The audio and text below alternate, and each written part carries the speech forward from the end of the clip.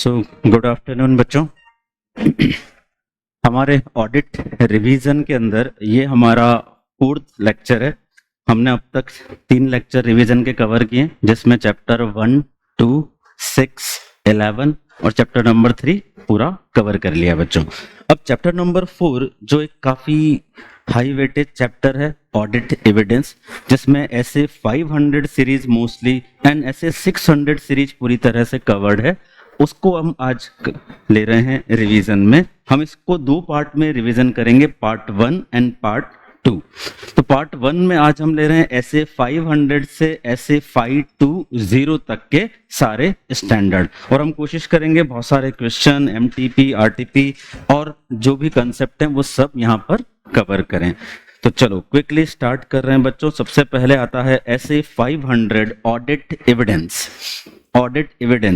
Audit evidence हमारा एकदम की कंसेप्ट है, यानी हम जितने भी प्रोसीजर लगाते हैं वो ऑडिट एविडेंस जुटाने के लिए लगाते हैं। So start. ऑडिट एविडेंस क्या होता है? All the information used by auditor on which his opinion is based called audit evidence. ठीक है। फिर हमने एक कंसेप्ट पढ़ा था कि सर ये जो ऑडिट एविडेंस होते हैं ये दो तरह से हमें 2 सोर्स से मिल जाएंगे, यानी कि it includes accounting records as well as other information. क्या एग्जांपल हो सकते हैं अकाउंटिंग रिकॉर्ड्स के और अदर इंफॉर्मेशन के? जैसे अकाउंटिंग रिकॉर्ड्स के example sales invoice, purchase invoice, fixed asset का इनवॉइस, ये सब हैं अकाउंटिंग रिकॉर्ड के एग्जांपल। दूसरा जो हमारे पास सोर्स है वो है अदर इंफॉर्मेशन। अदर इंफॉर्मेशन मतलब सर अकाउंटिंग रिकॉर्ड्स के अलावा जिनसे हमें कुछ इंफॉर्मेशन मिलती है, जैसे example minute book is the source. MIS, अगर कंपनी का कोई इंटरनल रिपोर्ट बनता है, मैनेजमेंट कोई रिपोर्ट बनाता है, they all are source of evidence. So accounting records और अदर इंफॉर्मेशन, इनके एग्जाम्पल आप याद रखिए, ये हमारे लिए MCQ के लिए इंपॉर्टेंट हो सकते हैं। आपको ऐसा भी लिखना आ सकता है कि audit evidence includes information contained in accounting record and other information, give example of both। ये क्वेश्चन आपको पूछा हुआ भी आगे आपको मिलेगा यहाँ पर। तो बच्चों पहला क्वेश्चन हो गया हमारा ऑडिट एविडेंस क्या है। उसमें 2 तरह की इंफॉर्मेशन शामिल है, अकाउंटिंग रिकॉर्ड और अदर इंफॉर्मेशन, दोनों के एग्जाम्पल हमने देख लिए। अब बात करते हैं टाइप ऑफ ऑडिट एविडेंस। हमने नेचर के आधार पर बांटा, विजुअल, ओरल, डॉक्यूमेंट्री।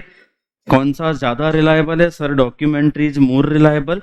फिर हमने सोर्स के आधार पर बांटा, इंटरनल और एक्सटर्नल। कौन सा ज्यादा रिलायबल है? Sir external is more reliable. ठीक है। इनके भी एग्जांपल हम बात करें दोनों के, सर इंटरनल ऑडिट एविडेंस का एग्जांपल है सेल्स इनवॉइस, एक्सटर्नल का परचेज इनवॉइस। अगेन MCQ के लिए ये पॉइंट याद रखिए।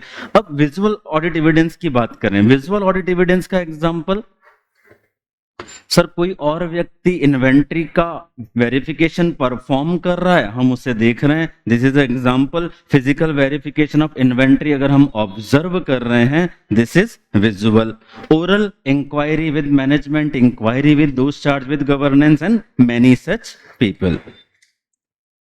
नेक्स्ट आते हैं, फिर हमने एक कंसेप्ट पढ़ा SAAE, sufficient appropriate audit evidence. Auditor सारे प्रोसीजर लगाता है to obtain sufficient appropriate audit evidence. Sufficiency denotes quantity, appropriateness denotes quality, which is comes from relevance and reliability. बिल्कुल ठीक। रिलेवेंस क्या होता है? सर एक लॉजिकल कनेक्शन, यानी कि हम जिस असर्शन को चेक कर रहे हैं, जिस ऑब्जेक्टिव से चेक कर रहे हैं और जो प्रोसीजर लगा रहे हैं, उनके बीच में आपस में एक लॉजिकल कनेक्शन है, उसी को हम बोल रहे हैं relevant. Reliability of audit evidence, ये क्वेश्चन कई बार एग्जाम में पूछा है। These are the general guidelines about the reliability of audit evidence, यानी वो कौन कौन से पहलू हैं जो हमें ऑडिट एविडेंस की रिलायबिलिटी के बारे में गाइड कर रहे हैं। तो हमने कुछ जनरल बात की, जैसे सर अगर हम इंडिपेंडेंट सोर्स से ऑडिट एविडेंस जुटाते हैं तो वो ज्यादा रिलायबल होता है। सर आउटसाइड एंटिटी से आता है, ज्यादा रिलायबल होता है। सर अगर रिलेवेंट कंट्रोल अच्छे हैं तो सर एविडेंस ज्यादा रिलायबल होता है। Directly obtained by auditor is more reliable rather than indirectly. Documentary is more reliable then visual and oral. An original copy is more reliable than photocopy or extract.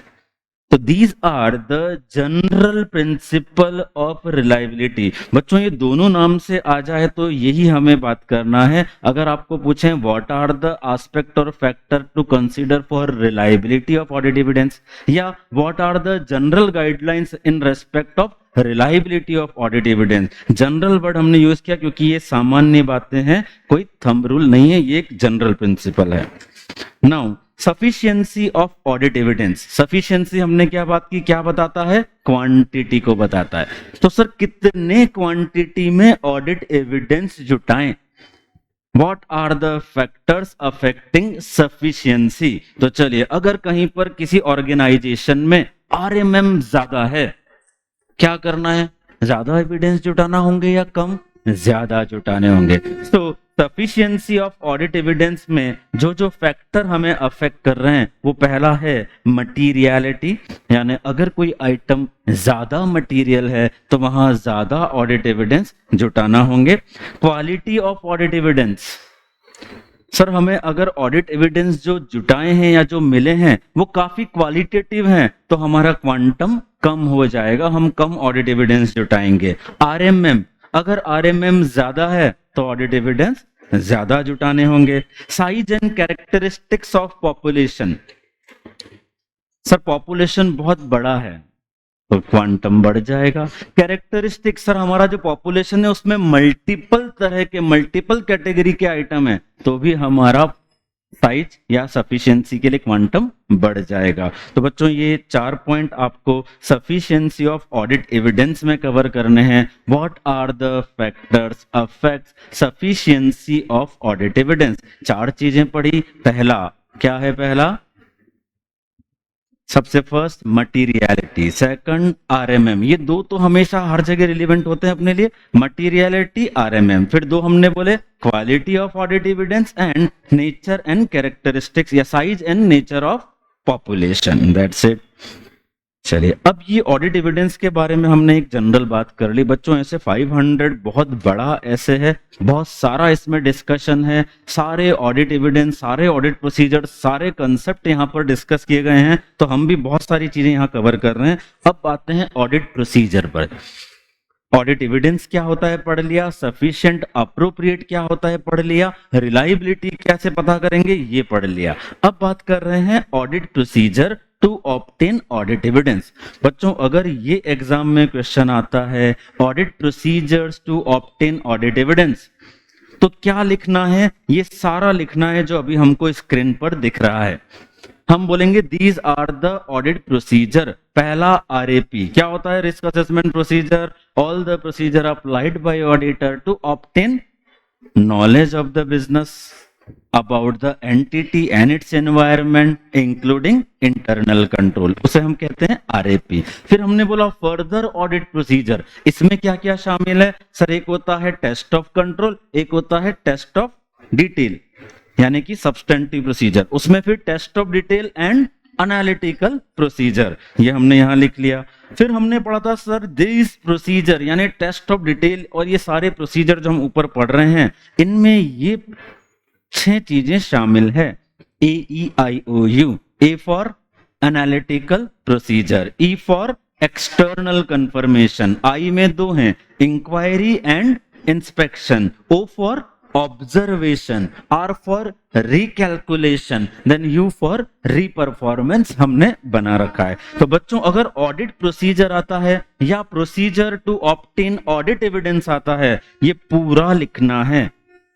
एक बहुत important update और आपके लिए, हम हमेशा MTP से exam का pattern समझते हैं।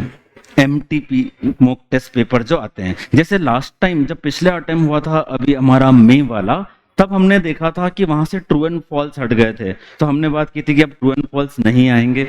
इसी तरह से इस बार के मॉक टेस्ट पेपर में एक और नई चीज हुई है, दैट इज अभी तक हमारे पास एग्जाम में बच्चों क्वेश्चन आते थे 4 + 4 + 3 + 3, now it is replaced by 5 + 4 + 4,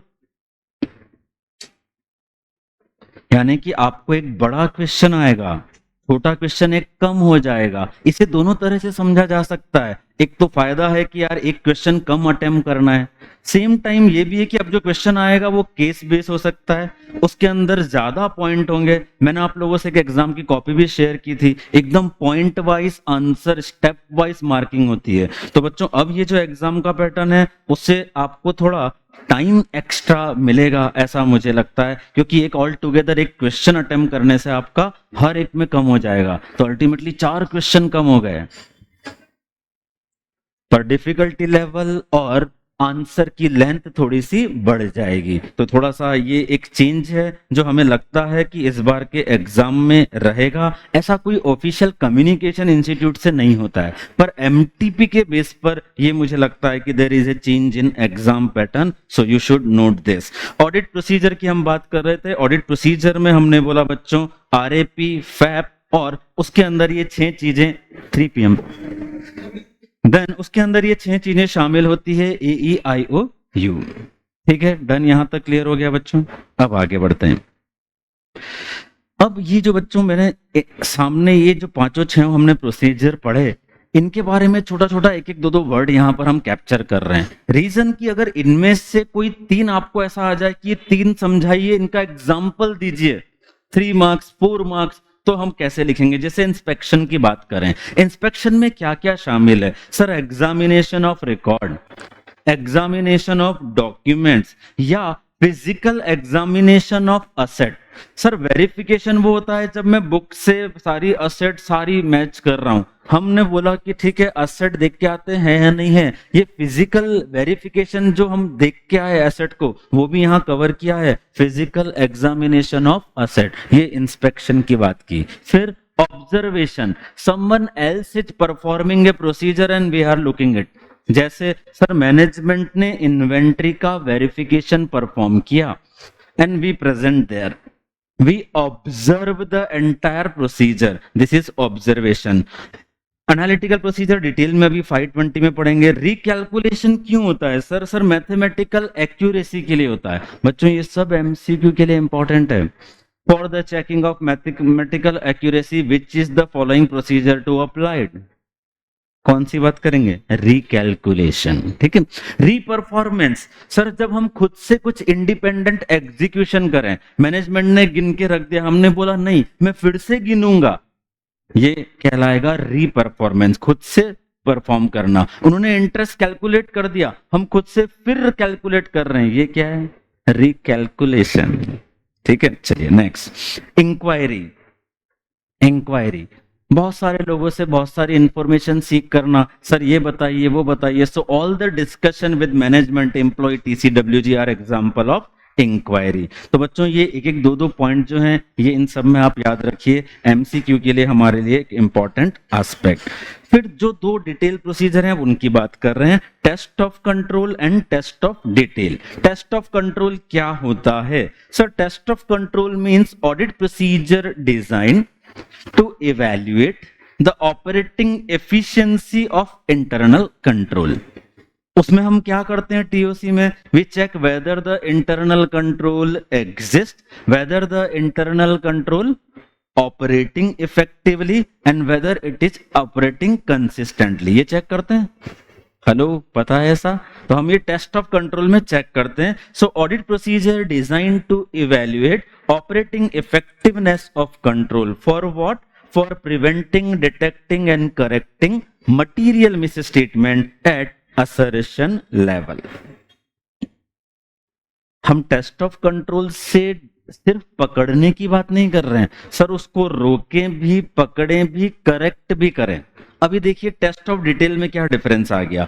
audit procedure design to detect material misstatement, यहां सिर्फ डिटेक्ट वर्ड है, प्रिवेंट और करेक्ट नहीं है, क्योंकि टीओडी हम लगा रहे हैं और कंट्रोल मैनेजमेंट लगाता है, हम उसे सिर्फ चेक कर रहे हैं। सो टेस्ट ऑफ कंट्रोल हम ये देखने के लिए लगाते हैं कि जो कंट्रोल है वो इफेक्टिव है या नहीं, किस चीज में इफेक्टिव है या नहीं। सर कंट्रोल मिस स्टेटमेंट को रोकने में, मिस स्टेटमेंट को पकड़ने में और उसे टाइमली सही करने में इफेक्टिव है या नहीं। सर टेस्ट ऑफ डिटेल क्या है? Sir test of detail misstatement को पकड़ने के लिए है एट असर्शन लेवल। क्लियर हो गई बात? तो ये दो हमने बच्चों ऑडिट प्रोसीजर्स की बात कर ली, टीओसी और टीओडी। ठीक है, अब आते हैं एक और कंसेप्ट पर, असर्शन।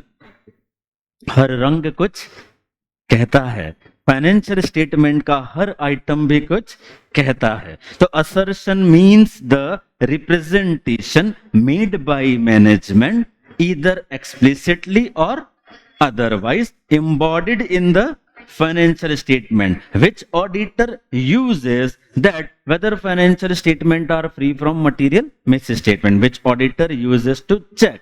ठीक है, तो ये हमने पढ़ा बच्चों असर्शन। फिर असर्शन को हमने तीन भागों में बांटा। One is for class of transaction, account balance and disclosure and presentation. तो असर्शन क्लास ऑफ ट्रांजेक्शन के बारे में क्या क्या है? Occurrence, completeness, accuracy, cut off and classification. ठीक है, ये हमने बात की क्लास ऑफ ट्रांजेक्शन यानी कि all P and L items. फिर हमने बोला अकाउंट बैलेंसेस में कौन कौन से असर्शन है जो ऑडिटर चेक करेगा?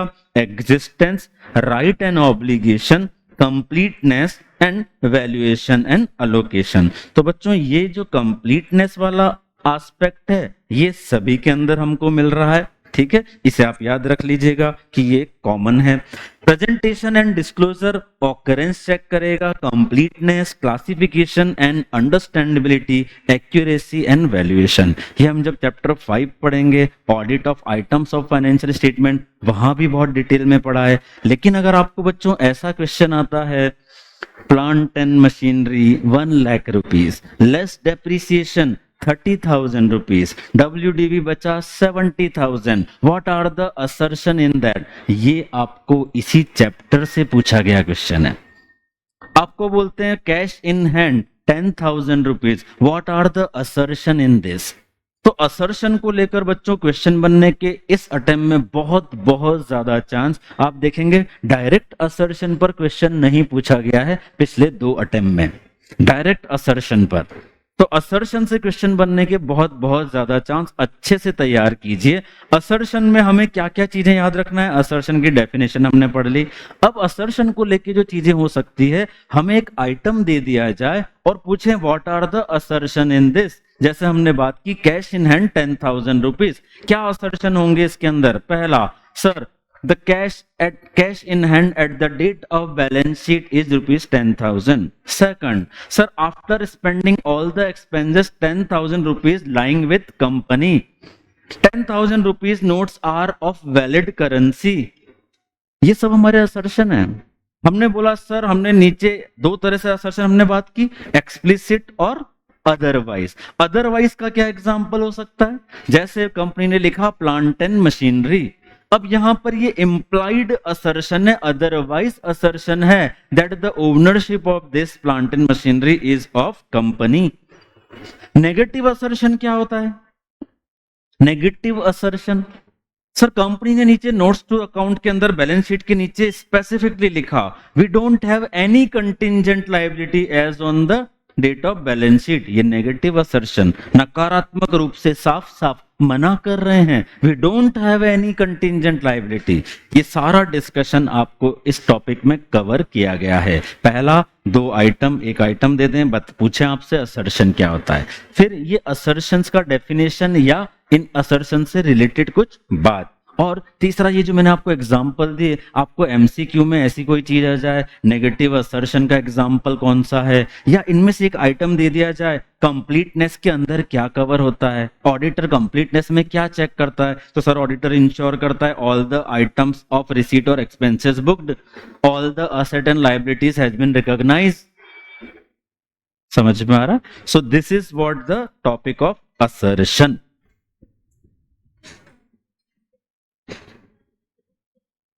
अभी जो टेस्ट हुआ था उसके अंदर, उसके मैं आंसर भी डिस्कस करूंगा।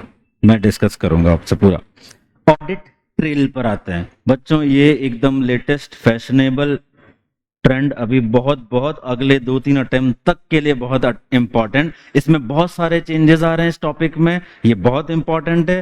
पहली चीज, ऑडिट ट्रेल क्या होता है? सर ऑडिट ट्रेल एक डॉक्यूमेंटेड फ्लो ऑफ ट्रांजैक्शन है। क्या समझे इस बात से हम? सर एक ट्रांजैक्शन जब फाइनेंशियल स्टेटमेंट में आता है तो वो एक जर्नी तय करके आता है। कैसी जर्नी होगी? सर हर स्टेप पर एक डॉक्यूमेंट बनेगा। जब इवेंट हुआ, ट्रांजैक्शन हुआ, तो उसका एक वाउचर बना, फिर सर उसे सपोज सेल या परचेस लेजर में लिखा, फिर पेमेंट हुआ तो बैंक बुक में गया, इन्वेंट्री आई या गई तो इन्वेंट्री रजिस्टर में एंट्री हुई। सो एवरी ट्रांजैक्शन का स्टेप बाय स्टेप एक डॉक्यूमेंट बनता है since inception to entry in financial statement. ये सारे डॉक्यूमेंट्स को चेक करना इज कॉल्ड ऑडिट ट्रेल। ये सारे ट्रांजैक्शन का जो पाथ है इज कॉल्ड ऑडिट ट्रेल। तो बच्चों पढ़ रहे हैं अपन, डॉक्यूमेंटेड फ्लो ऑफ ट्रांजैक्शन होता है। How a source document translated into an accounting entry, कैसे एक ट्रांजैक्शन को अकाउंटिंग एंट्री होती है।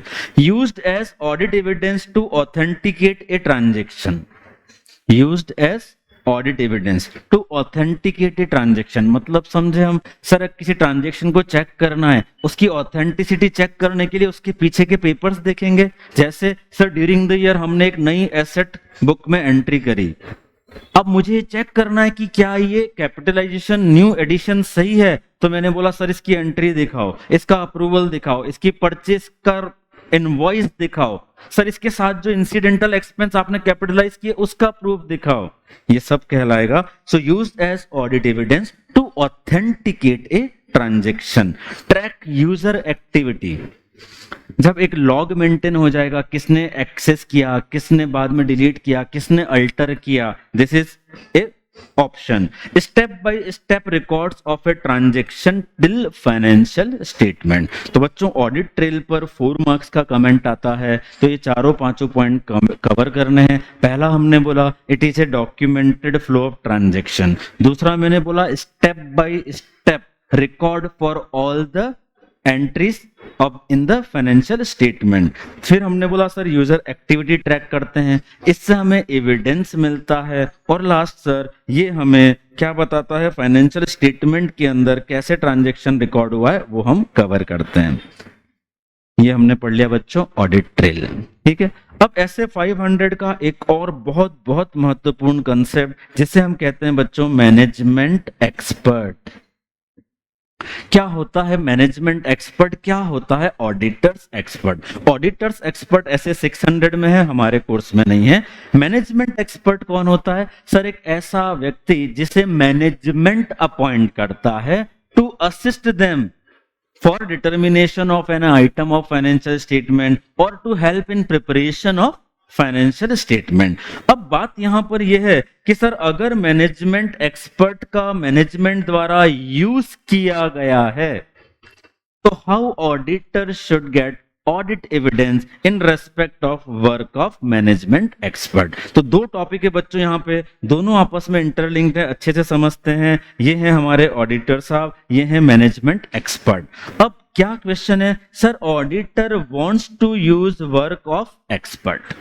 ऑडिटर मैनेजमेंट एक्सपर्ट के द्वारा किए गए काम को यूज करना चाहता है। तो यहां पर क्या हमारे पास 2 चीजें क्वेश्चन है। पहला, सर हमारे ऑडिट प्रोसीजर का एनटीई क्या हो। मतलब मैनेजमेंट एक्सपर्ट ने काम कर दिया, जैसे सपोज उसने ग्रेच्युटी के प्रोविजन का एक फिगर या रिपोर्ट हमें दे दी, एक्चुरियर ने वैल्यूएशन करके कि इतने रुपए से ग्रेच्युटी प्रोविजन बना लीजिए। अब मैं इस फिगर को, उसकी रिपोर्ट को यूज करना चाहता हूं, तो क्या एज इट इज कर लूंगा? नहीं, कुछ ऑडिट प्रोसीजर उस पर लगाने होंगे। तो पहला क्वेश्चन ये अराइज हो रहा है, sir what will be NTE of audit procedure to check the work of management expert. दूसरा क्वेश्चन हमारे सामने आ रहा है, sir reliability of work of management expert. Sir management expert के द्वारा किए गए काम पर भरोसा करें क्या? ये दो क्वेश्चन बच्चों, ये दोनों ही पर हमें एग्जाम में क्वेश्चन पूछे हुए हैं, दोनों को सेग्रीगेट करना जरूरी है, इसलिए हमने ये दो अलग तरह से बात की। अब पहला पॉइंट समझते हैं, what are the factors affecting NTE of audit procedure if we want to use the work of management expert. समझ में आया क्वेश्चन? समझ में आया? हमारा दोनों पॉइंट अलग अलग हो रहे हैं। तो मैनेजमेंट एक्सपर्ट के काम को यूज करना है तो मैं उस पर ऑडिट प्रोसीजर लगाऊंगा। ये किन चीजों से अफेक्ट होंगे समझते हैं। पहला, nature and complexity of the matter. Sir ये मैटर जिसके ऊपर मैनेजमेंट एक्सपर्ट का काम यूज किया गया है ये बहुत कॉम्प्लेक्स है। जब बहुत कॉम्प्लेक्स है तो मेरे प्रोसीजर भी ज्यादा लगेंगे, बस ऐसा ही इसका मीनिंग है। आरएमएम, सर आरएमएम बहुत ज्यादा है इस मैटर पे, क्या होगा? प्रोसीजर ज्यादा लगेंगे। Availability of alternative source of audit evidence, sir मेरे पास कोई और भी तरीका है इस बारे में ऑडिट एविडेंस जुटाने का, तो फिर मेरे को ज्यादा कॉन्फिडेंस आ जाएगा, फिर मैं सिर्फ उसकी रिपोर्ट पर नहीं ऑल्टरनेटिव तरीकों पर ज्यादा रिलाई करूंगा। Nature scope of work of expert, sir जब एक्सपर्ट ने काम परफॉर्म किया तो उसके स्कोप में क्या क्या शामिल था? क्या उसने वो सारे पैरामीटर कंसीडर किए जिन्हें मैं कवर करना चाहता हूं या जिन्हें मैं चेक करना चाहता हूं? So scope and nature of work of expert. Management control over work of management expert, sir management का ज्यादा कंट्रोल है मैनेजमेंट एक्सपर्ट के काम पर, क्या करना पड़ेगा? ज्यादा अब एफर्ट्स लगाने पड़ेंगे क्योंकि हो सकता है एक्सपर्ट इंडिपेंडेंटली काम ना कर पाया हो। Next, management expert is subject to technical और प्रोफेशनल स्टैंडर्ड। सर अगर मैनेजमेंट एक्सपर्ट जो है वो भी किसी प्रोफेशनल बॉडी का मेंबर है तो उसके ऊपर भी सर्टेन स्टैंडर्ड लग रहे होंगे, it will give us confidence, फिर कम प्रोसीजर लगाने होंगे। Auditors knowledge of that area, अगर ऑडिटर को खुद से बहुत समझता है उस एरिया में तो बहुत अच्छे से हम हमारे प्रोसीजर लगा सकते हैं। Auditors previous experience of that expert, हमें उस एक्सपर्ट के साथ पहले भी काम किया है and we rely on his work, we checked his competence, तो फिर हमारे को एफर्ट्स कम लगाने पड़ेंगे। तो बच्चों एग्जाम में ये क्वेश्चन अगर आएगा तो आपको देखना पड़ेगा क्या पूछा है। पहले एक दूसरा एस्पेक्ट और समझते हैं फिर वापस से दोनों को समराइज करेंगे। Relying the work of management expert, अब क्या हमने बोला है? रिलाइंग, पहले क्या था? एनटीई ऑफ ऑडिट प्रोसीजर। अब बात कर रहे हैं क्या मैनेजमेंट एक्सपर्ट के काम पर भरोसा करें? तो सर भरोसा करने के लिए लगेगा क्या वो कॉम्पिटेंट है, क्या वो केपेबल है, क्या वो इंडिपेंडेंट है, यानी कि ऑब्जेक्टिवली उसने काम किया है। तो सबसे पहले तीन मुख्य point, we will check whether the management expert is competent, capable and objective in his work. Then obtain the understanding of the work of an expert, हम एक्सपर्ट के काम का अंडरस्टैंडिंग लेंगे, एक्सपर्ट के काम का अंडरस्टैंडिंग लेंगे। Then third, evaluate the appropriateness of the work of expert for that assertion, sir हम जिस पर्पस से इस चीज को चेक कर रहे हैं उस असर्शन में मैनेजमेंट के एक्सपर्ट के काम का कितना रोल है, उसके हिसाब से हम उसको रिलाई करेंगे। तो बच्चों ये दो क्वेश्चन अलग अलग हैं। पहला, मैनेजमेंट एक्सपर्ट के काम को यूज करने के लिए ऑडिट प्रोसीजर का एनटीई किन चीजों से अफेक्ट होगा। दूसरा, whether we can rely the work of management expert. ये क्वेश्चन दोनों एग्जाम के लिए बहुत बहुत इंपॉर्टेंट, वेरी वेरी इंपॉर्टेंट, इसे अच्छे से तैयार कीजिए। नेक्स्ट, ऐसे 500 में ही एक और टॉपिक आता है बच्चों, अब selecting items for testing of audit evidence. Selecting items for testing of audit evidence, क्या मतलब हुआ इसका? सर जब हम आइटम सेलेक्ट करना चाहते हैं ऑडिट प्रोसीजर लगाने के लिए तो हमारे पास आइटम में को सेलेक्ट करने के लिए तीन अप्रोचेस हैं। पहला 100% सिलेक्शन, दूसरा स्पेसिफाइड आइटम, तीसरा ऑडिट सैंपलिंग। ऑडिट सैंपलिंग तो ऐसे 530 में डिटेल में हम पढ़ लेते हैं। 100% एग्जामिनेशन ये कब होगा? सर ये इस सिचुएशन में, पहला नॉट फॉर टीओसी, ये एक पॉइंट लिखा है यहाँ पर कि सर टेस्ट ऑफ कंट्रोल कभी भी 100% नहीं होता, तो ये पॉइंट टीओसी के लिए एप्लीकेबल नहीं है। टीओडी में कब हम 100% एग्जामिनेशन के लिए जाएंगे? सर जब आइटम बहुत कम हो क्वांटम में, सर बहुत मटेरियल हो, दोनों बातें। तो पहला, less items of large value, significant risk and no other means of audit evidence, और रिपीटेटिव नेचर ऑफ कैलकुलेशन। बच्चों 4 मार्क्स के अंदर ये सब चीजें आ सकती है अपने को, इसलिए हम एंटायर चीज कवर कर रहे हैं। ये रिवीजन के बाद कुछ भी नहीं बचेगा जो हमने छोड़ा है, ठीक है। तो selecting items for applying audit procedure to obtain audit evidence, तो हमने 3 तरीके बोले सर, 100% सिलेक्शन और item of specified item and third sampling. तो 100% में क्या क्या बोल रहे हैं सर? टीओसी के लिए एप्लीकेबल नहीं है। टीओडी में कब होगा? जब ये 3 क्राइटेरिया सेटिस्फाइड हो। पहला, less item of high value, sir RMM is greater, significant and no other means, and third repetitive nature of calculation, तो हम 100% करेंगे। Specific item, sir judgemental selection होगा, ऑडिटर पिक एंड चूज करेगा। यहां पर क्या क्राइटेरिया, कब होगा ऐसा? सर हाई वैल्यू आइटम्स को हम सेलेक्ट करेंगे, या फिर all items over a certain amount, हमने बोला 5 लाख से ज्यादा के सब चेक करूंगा। आइटम्स टू ऑब्टेन इंफॉर्मेशन, कुछ ऐसे आइटम होंगे जिनको हम इसलिए लेंगे कि हमें इंफॉर्मेशन ऑब्टेन करना है। So these 3 can be criteria for selecting items to apply audit procedure to obtain audit evidence. इसमें ये पहला वाला बच्चों 100% एग्जामिनेशन वाला एग्जाम में आपको पूछा गया है। देखिए कुछ क्वेश्चंस देख रहे हैं अपन, अब उसके बाद फिर और आगे बढ़ते हैं। देखिए पहला क्वेश्चन पढ़ते हैं। CAK audited the books of accounts of E Limited for the financial year 2021. The auditor used an audit procedure according to which all the documents and record maintained by the company were checked in detail to audit evidence. Explain the audit procedure used by the auditor and its reliability. कौन सा procedure use कर रहे हैं हम? क्या बोला है यहां पर? हम डिटेल में डॉक्यूमेंट्स और रिकॉर्ड देख रहे हैं। तो which procedure I am talking about? Inspection. इसलिए आपको वो वर्ड का मीनिंग समझाया था। डॉक्यूमेंट को डिटेल में देखना, डॉक्यूमेंट्स को डिटेल में देखना, वो कहलाता है इंस्पेक्शन। अब इस क्वेश्चन में हमें पूछा है the auditor used as audit procedure this the company were checked in detail, explain the audit procedure used by the auditor. अब आपको सिर्फ इंस्पेक्शन को समझाना है। आप पहले बताएंगे sir auditor here performed the audit procedure inspection. In the inspection auditor used to check all the documents record in detail maintained by the entity. Example देंगे। Example, sir inspection can be done for the sales record, sales register देख सकते हैं। Sir physical verification of an asset is also an example of inspection. ये इसका answer है बच्चों, इतना सा। नेक्स्ट, नवंबर 22 का question. The objective of auditing is to design and perform audit procedure in such a way as to enable the auditor to obtain sufficient appropriate audit evidence to able to draw reasonable conclusion on which to base the auditor's opinion. This can be obtained by performing which procedures?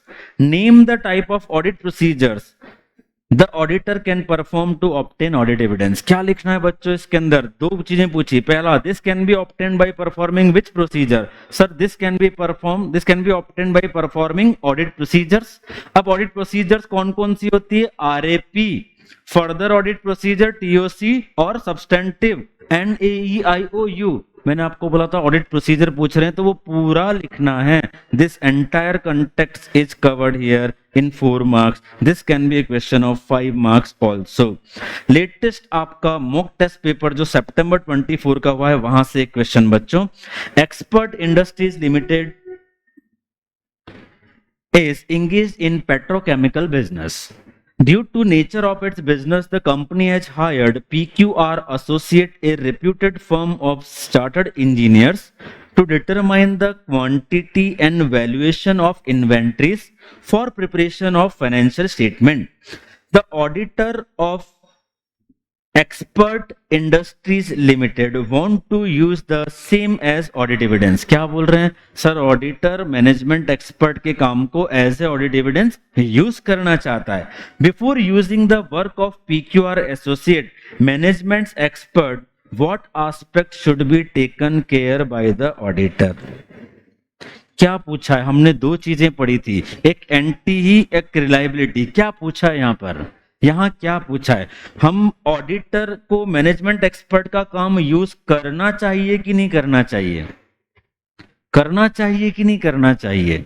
Anti नहीं पूछा, हमें पूछा है can we rely on the work of management expert. तो वो सारे point लिखने हैं। पहला, क्या कैपेबल है, कॉम्पिटेंट है, ऑब्जेक्टिवली काम किया है, उसके काम का स्कोप और वो सारी चीजें हम चेक करेंगे। और लास्ट एक पॉइंट और हमने यहां पर पढ़ा था, that is evaluate the appropriateness of the work of management expert.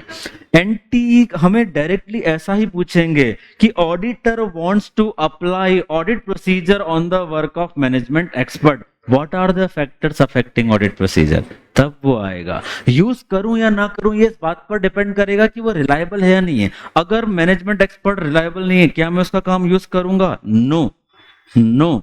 So reliability gives me result whether I want to use or not to use. Clear? Next बच्चों, ये अभी सितंबर 24 के मॉक टेस्ट का क्वेश्चन है। सो मैनेजमेंट एक्सपर्ट मैंने आपको बोला बहुत बहुत इंपॉर्टेंट। नेक्स्ट क्वेश्चन, हम बहुत सारे क्वेश्चन की बात कर रहे हैं। Next, T limited has used the services of an expert for the purpose of physical verification of its inventory, which is appearing in the financial statement of the company at rupees 75 crores.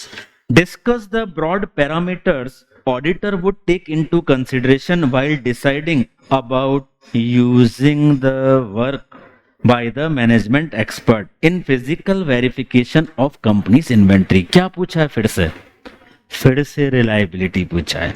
Whenever this question is asked कि whether we want to use the work of management expert, तो हमें reliability पर बात करना है। Then we talk about reliability कि क्या हम यूज करना चाहते हैं या नहीं करना चाहते हैं। नेक्स्ट, ऐसे 500 audit evidence explain what constitute audit evidence in an audit of financial statement. A combination of test of accounting records and other information is generally used by the auditor to support his opinion on the financial statement. Explain and discuss the meaning of audit evidence in detail. तो सिर्फ audit evidence की definition नहीं लिखना है, उन्होंने खुद ने question में आपको हिंट दिया, बताइए अकाउंटिंग रिकॉर्ड के एग्जांपल, बताइए अदर इंफॉर्मेशन के एग्जांपल। तो ऑडिट एविडेंस क्या होता है बताएंगे, दोनों के एग्जांपल दो दो तीन तीन लिखेंगे। ये आपको 4 मार्क्स का क्वेश्चन यहां पर कंप्लीट होता है। तो बच्चों, this is all about SA 500। SA 500 में दो बहुत इंपॉर्टेंट फॉर कमिंग अटेम्प्ट, पहला मैनेजमेंट एक्सपर्ट, दूसरा assertion. Be ready for these 2 questions.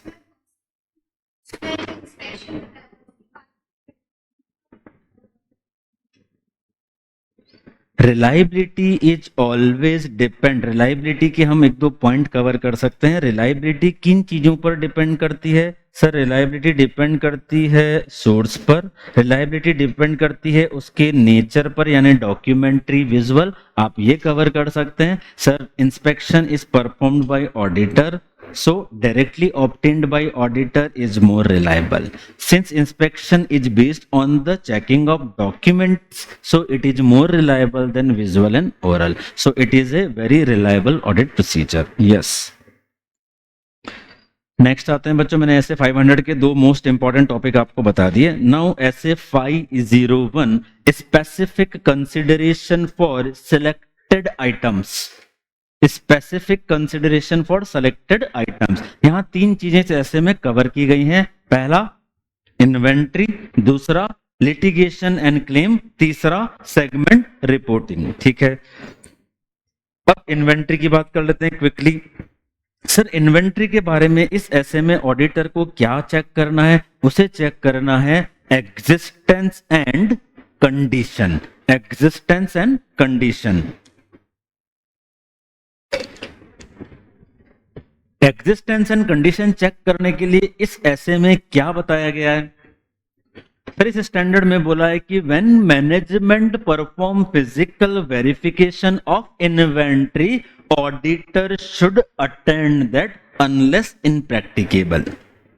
ठीक है, तो सर हमारा इस ऐसे के अंदर ऑब्जेक्टिव है auditor to obtain sufficient appropriate audit evidence regarding the existence and condition of inventory. This he should do by attending the physical verification performed by management unless impracticable. ठीक है, अब यहां पर एक क्वेश्चन, अगर ऑडिटर प्लान कर रहा है कि हाँ मुझे फिजिकल वेरिफिकेशन अटेंड करना है, तो फिजिकल वेरिफिकेशन में जाने के लिए उसे जो प्लानिंग करना है उसे कुछ बातें ध्यान रखना है। ये बातें क्या है, इसे ध्यान रखने के मैंने 3 कैटेगरी में बांटा। सर थोड़ा इन्वेंट्री का नॉलेज होना चाहिए, थोड़ा एंटिटी का नॉलेज होना चाहिए और थोड़ा फिजिकल वेरिफिकेशन के बारे में पता होना चाहिए। करेक्ट, मैं सोच रहा हूं कि मैनेजमेंट फिजिकल वेरिफिकेशन करेगा and I will be present there. तो जब मुझे प्रेजेंट होना है वहां पर तो कुछ प्लानिंग करके जानी पड़ेगी, कुछ नॉलेज लेके जानी पड़ेगी। तो जब मैं प्लानिंग कर रहा हूं तो इन चीजों को मैं ध्यान रखूंगा। जैसे सर इन्वेंट्री की कंडीशन क्या है, इन्वेंट्री कहां है, इन्वेंट्री का नेचर क्या है, ये पता होना चाहिए। सो हमने बोला सर इन्वेंट्री के बारे में 3 चीजें पता कर लो। इन्वेंट्री का नेचर क्या है, उसका स्टेज ऑफ कंप्लीशन कुछ है क्या, और लोकेशन क्या है, ये इन्वेंट्री के बारे में पता कर लिया। अब थोड़ा एंटिटी के बारे में पता कर लो, उनके internal control relating to inventory कैसे हैं, सर उनकी अकाउंटिंग ट्रीटमेंट क्या है, परपेचुअल सिस्टम है कि कौन सा है, ये पता कर लीजिए, और आरएमएम पता कर लीजिए। तो ये मैंने एंटिटी के बारे में पता कर लिया। अब थोड़ा फिजिकल वेरिफिकेशन के बारे में पता कर लेते हैं। सर वो प्रोसीजर क्या लगाने वाले हैं, क्या किसी एक्सपर्ट को भी इन्वॉल्व करने वाले हैं। तो हमने ये 5-6 पॉइंट पढ़ लिए। तो बच्चों 3 6 और 2 8 पॉइंट हो गए। 5 मार्क्स का सॉलिड क्वेश्चन बन सकता है बच्चों ये। As an auditor, you are planning to attend the physical verification conducted by management. What are the aspect you consider for planning of the same? तो हमने ये पॉइंट पढ़ लिया। सर इन्वेंट्री को लेके 3 क्या, नेचर और स्टेज और लोकेशन। एंटिटी के बारे में internal control, RMM, accounting policy, और लास्ट में हमने बोला सर थोड़ा फिजिकल वेरिफिकेशन के बारे में पता करने, तो क्या प्रोसीजर, इंस्ट्रक्शन, क्या एक्सपर्ट भी इन्वॉल्व होगा। ये हो गया अपने 8 पॉइंट। थोड़ा थोड़ा आप इनके अंदर एक एक लाइन लिखेंगे इसको और कंप्लीट हो जाएगा। देन अब यहां पर उन्होंने 2 कंसेप्ट दिए इस इन्वेंट्री वाले पॉइंट में। Sir verification other than date of balance sheet हो रहा है तो क्या करना है, यानी कि सर हमने 20 मार्च को फिजिकल वेरिफिकेशन अटेंड किया, मैनेजमेंट ने वही डेट रखी थी, और सर बैलेंस शीट तो 31 मार्च की है। तो sir verification other than date of financial statement हो रहा है तो क्या करना है। बोला procedure on changes between count date and balance sheet date. थोड़े प्रोसीजर लगाइए किस पर, सर बैलेंस शीट डेट को जो स्टॉक था और जब फिजिकल वेरिफिकेशन हुआ था, बीच के जो इंटरमीनिंग ट्रांजैक्शन है, जो सेल और परचेज हुई है, उसे चेक कर लीजिए। आप वहां पहुंच जाएंगे जैसे कि रिकंसिलेशन बनाते हैं। परपेचुअल रिकॉर्ड, परपेचुअल क्या होता है, जहां पर रियल टाइम इन्वेंट्री मेंटेन होती है। जैसे ही परचेज हुई इन्वेंट्री बढ़ गई, जैसे ही सेल हुई इन्वेंट्री घट गई, उसे कहते हैं परपेचुअल रिकॉर्ड। तो अगर एंटिटी ने परपेचुअल रिकॉर्ड मेंटेन किए तो क्या वो प्रॉपरली मेंटेन हो रहे हैं, अगर प्रॉपरली मेंटेन हो रहे हैं तो आपका काम आसान हो जाएगा। नेक्स्ट, रिलायबिलिटी ऑफ रिकॉर्ड्स, हम उनके रिकॉर्ड्स कितने रिलायबल है ये एक चीज चेक करेंगे। Reason for significant difference, sir जब फिजिकल वेरिफिकेशन हुआ था तब 100 टन था, सर बैलेंस शीट डेट पे ये 5 ही टन बचा, 10 दिन में इतना खत्म हो गया, significant difference, then you should go for the reason और डिफरेंस। तो ये हमने एक एस्पेक्ट पढ़ लिया। If physical verification conducted other than date of balance sheet, then how auditor will get the sufficient appropriate audit evidence? हम intervening transaction check करेंगे, perpetual record देखेंगे, accounting data की reliability देखेंगे और significant difference की inquiry या investigation करेंगे।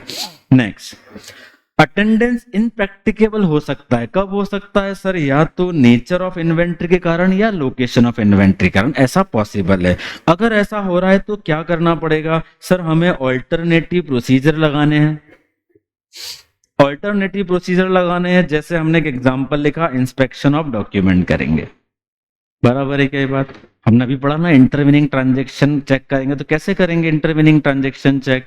भाई मैनेजमेंट ने जिस दिन काउंट किया था और बैलेंस शीट डेट, इनके रिकॉर्ड्स को चेक करेंगे। अब मैं अटेंड नहीं कर पाया हूं, इनप्रैक्टिकेबल था, तो अब क्या कर सकते हैं सर? हम अल्टरनेटिव प्रोसीजर लगाएंगे। अल्टरनेटिव प्रोसीजर क्या क्या हो सकते हैं बच्चों? जिस दिन आप गए उस दिन कुछ टेस्ट काउंट कीजिए, और क्या कीजिए आप? रिकॉर्ड्स चेक कीजिए फिजिकल वेरिफिकेशन के। Next, inventory lying with third party. बच्चों ये क्वेश्चन भी एग्जाम में पूछा गया है। Inventory lying with third party है तो आप कैसे सफिशिएंट अप्रोप्रिएट ऑडिट एविडेंस जुटाएंगे? ठीक है सर, हम एक्सटर्नल कंफर्मेशन लेंगे, हम इंस्पेक्शन कर सकते हैं कुछ डॉक्यूमेंट्स का। क्या इंस्पेक्शन कर सकते हैं? रिकॉर्ड कौन कौन से हो सकते हैं? जैसे वेयर हाउस की रिसीट हो सकती है, या कोई और रिसीट हो सकती है फॉर गुड्स डिलीवर्ड, ये सब हम चेक करेंगे।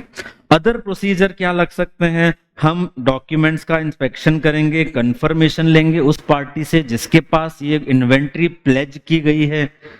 अनदर ऑडिटर को बोलेंगे कि उनका फिजिकल वेरिफिकेशन अटेंड कर लीजिए, या फिर सर्विस ऑडिटर से रिपोर्ट मांगेंगे। सर्विस ऑडिटर कौन होता है? जिसके पास इन्वेंट्री रखी है उसका auditor. So inventory lying with third party के केस में ये तीन प्रोसीजर हम लगाएंगे। क्या क्या हमने बोला? कंफर्मेशन लेना, इंस्पेक्शन करना डॉक्यूमेंट का। अदर प्रोसीजर में फिर से 3-4 पॉइंट कवर कर लिए, इंस्पेक्शन, कंफर्मेशन और another auditor and service auditor. ये है all about inventory in respect of SA 501। Then litigation and claims. Litigation and claims, ये पिछले 1-2 अटेम्प्ट से बार बार क्वेश्चन पूछा जा रहा है। लिटिगेशन एंड क्लेम, यहाँ पर स्पेसिफिक चीजें पूछी जा रही है। कब आप उससे मिलेंगे, कब आप स्पेसिफिक इंक्वायरी करेंगे, तो थोड़ा पढ़ लेते हैं बच्चों इसको अच्छे से। लिटिगेशन एंड क्लेम्स के बारे में पहला ऑडिटर को करना क्या है? Sir, auditor want to obtain sufficient appropriate audit evidence whether all the litigation and claims has been identified और नॉट। तो हमारा यहाँ पर सारे प्रोसीजर जो हैं वो इस बात को लेकर लगाए जा रहे हैं कि क्या हमने लिटिगेशन और क्लेम आइडेंटिफाई कर लिए हैं। कुछ छूट जाएंगे तो क्या होगा सर? प्रोविजन बनना रह जाएगा। सर हो सकता है गोइंग कंसर्न अफेक्ट हो जाए, हो सकता है ये मटेरियल अनसर्टेनिटी हो। So we want to identify all litigation and claims. Sir कैसे पता करें? What is the audit procedure? What are the audit procedure to identify litigation and claim? Only 3 point. पहला इंक्वायरी, दूसरा रिव्यू ऑफ मिनट्स, तीसरा review of legal expense. बच्चों ये 3 ही point है और कोई पॉइंट ही नहीं है हमारे पास। क्या क्या करेंगे? इंक्वायरी किससे कर सकते हैं? सारे नाम लिख दीजिए। Sir management, sir TCWG, sir in house legal counsel. इन सबसे क्या करेंगे? इंक्वायरी करेंगे। फिर क्या बोला? सर रिव्यू कीजिए मिनट बुक। तीसरा, सर लीगल एक्सपेंसेस के लेजर को रिव्यू कीजिए। These are the audit procedure in respect of identification of litigation and claim. अब जब आपने ये ऑडिट प्रोसीजर लगाया उसके बाद आपने बोला sir there are RMM in respect of litigation and claim. मतलब हमें लगता है कि कुछ लिटिगेशन एंड क्लेम अनआइडेंटिफाइड रह सकता है। This is what RMM। तब क्या करना है? तो हमारे पास अब 1 by 1 स्टेप है। देखिए, if auditor assess RMM regarding litigation and claim, communicate with external legal counsel। External तभी पिक्चर में आया जब मुझे RMM का डाउट था। उसके पहले इंक्वायरी तक मैंने लिखा है इन हाउस लीगल काउंसिल। अब मुझे डाउट है कि यहाँ पर RMM कुछ है, यानी लिटिगेशन क्लेम अनआइडेंटिफाइड हो सकते हैं। तो हमने बोला सर मैं लीगल काउंसिल अगर कोई एक्सटर्नल है उससे बात करना चाहता हूं। अब जब उससे बात करना है तो उसको हमने नाम दिया जनरल इंक्वायरी या कम्युनिकेशन। क्या कम्युनिकेशन करेंगे? पहला, communicate with entities external legal counsel, उनसे कम्युनिकेट कीजिए। Through a letter of inquiry, एक जनरल इंक्वायरी का लेटर उनको भेजिए कि सर लिटिगेशन एंड क्लेम कौन कौन से हैं हमें बताएं। इफ लॉ रेगुलेशन या legal professional body of that counsel restricted him to response our inquiry, तब क्या करेंगे? तब सर हमें ऑल्टरनेटिव प्रोसीजर लगाना होंगे। तो बच्चों यहां पर हम 3 चीजें पढ़ने वाले हैं लॉयर के रेस्पेक्ट में। पहला जनरल कम्युनिकेशन या इंक्वायरी, उसमें हमने क्या कर रहे हैं? सर हमें कम्युनिकेशन करेंगे through a letter of inquiry, a general inquiry. और फिर हम थर्ड पॉइंट लिख रहे हैं कि सर अगर कोई लॉ या रेगुलेशन या professional body of that legal council restrict करती है उसे हमारी इंक्वायरी का रिस्पॉन्स करने से, तो क्या करेंगे? सर हम अल्टरनेटिव प्रोसीजर लगाएंगे। ये पहली step, if RMM is identified. Second step बच्चों, second step, if auditor thinks that there is a significant RMM, अब क्या करें? सर हमने भी फिर बात करी स्पेसिफिक इंक्वायरी करेंगे। अभी तक था जनरल इंक्वायरी, अब हमने बोल दिया स्पेसिफिक इंक्वायरी करेंगे। स्पेसिफिक इंक्वायरी में क्या हो जाएगा? सर जनरल में तो ऐसी बातें होती है जैसे पूछते हैं और क्या हालचाल, जनरल बात होती है तो रोज। स्पेसिफिक इंक्वायरी पूछा, अरे नहीं ये बता तेरे पैर में कल लगी थी वो अब ठीक है क्या? स्पेसिफिक इंक्वायरी, जनरल और क्या हालचाल, बस ये जनरल इंक्वायरी। तो एक जनरल इंक्वायरी करी थी, अभी स्पेसिफिक इंक्वायरी पर आ गए। तो स्पेसिफिक इंक्वायरी मतलब लिखना पड़ेगा, भाई साहब ये हमारे लिस्ट ऑफ लिटिगेशन है, कंफर्म कीजिए इतने ही है कि और भी है, बराबर है। तो हमने पूछा specific inquiry, we will share the list of litigation and claim. फिर management assessment of outcome, sir management का क्या असेसमेंट है, इस केस में क्या होगा, इसमें क्या होगा, इसमें क्या होगा, इसमें क्या होगा। Next, request for confirm the reasonableness of management assessment, और रिक्वेस्ट करेंगे सर ये मैनेजमेंट का असेसमेंट आपके हिसाब से ठीक है क्या, कंफर्म कीजिए। सो स्पेसिफिक इंक्वायरी में 3 पॉइंट, पहला list of litigation and claim, second management का assessment, third reasonableness of management assessment. ये हो गया स्पेसिफिक इंक्वायरी। बच्चों बहुत अच्छे से ये डिफरेंस करके चलना है, एक था जनरल इंक्वायरी, अब है स्पेसिफिक इंक्वायरी। ठीक है, यहां तक क्लियर। अब और एक स्टेप आगे, certain circumstances necessary to meet external legal counsel. Sir हमें लगता है यहां कोई फ्रॉड की रिस्क है, हमें ऑडिट एविडेंस नहीं मिल रहा है, अब क्या करना चाहिए? Sir we want to meet the external legal counsel. तो सर्टेन सर्कमस्टांसेस के अंदर एक्सटर्नल लीगल काउंसिल से मिलने की बात हो रही है। तो देखते हैं जरा क्या है। पहला, auditor determines matter is a significant risk. कब करेंगे ऐसा मिलने का? जब ऑडिटर को लगता है यहां बहुत सिग्निफिकेंट रिस्क है, मैटर इज कॉम्प्लेक्स, बहुत ज्यादा कॉम्प्लेक्सिटी है। तीसरा, disagreement between management and external legal council. Disagreement, sir management ने बताया कि सर 10 लाख का प्रोविजन बनाना है और एक्सटर्नल लीगल काउंसिल ने बोला नहीं नहीं कम से कम 20 लाख आपको क्लेम देना पड़ेगा। तो कब मिलने का सोचेंगे? 3 केसेस में, पहला we think there is a significant risk, दूसरा मैटर इज कॉम्प्लेक्स, तीसरा difference in the opinion regarding outcome between management and legal counsel. तब हम सोचेंगे उनसे मिलने का। तो such meeting require management permission and in the presence of management representative. अब अगर मैनेजमेंट ने मना कर दिया कि सर आप लीगल काउंसिल से नहीं मिल सकते, क्या करेंगे? सर हम उनके रिफ्यूजल के रीजन को इवैल्यूएट करेंगे, क्या उनका रीजन ऑफ रिफ्यूजल जस्टिफाइबल है, नहीं है तो सर हम क्या देखेंगे? ऑल्टरनेटिव प्रोसीजर लगाएंगे। उनसे सफिशिएंट अप्रोप्रिएट ऑडिट एविडेंस मिल जाते हैं तो ठीक है, नहीं तो ब्रह्मास्त्र का इस्तेमाल करेंगे, SN 705 यानी modification to the audit report. Alternative procedure कोई भी डिफाइन नहीं हो सकती। अल्टरनेटिव प्रोसीजर क्या हो सकता है? हमने लीगल एक्सपेंसेस रिव्यू किया, पुराने ऐसे क्लेम थे उनमें जनरली क्या लायबिलिटी आती है वो देखा, These can be the alternative procedures. ये कभी भी नहीं आएगा आपको लिखना कि बताओ अल्टरनेटिव प्रोसीजर क्या, क्योंकि वो सर्कमस्टांसेस के अनुसार अलग अलग होंगी।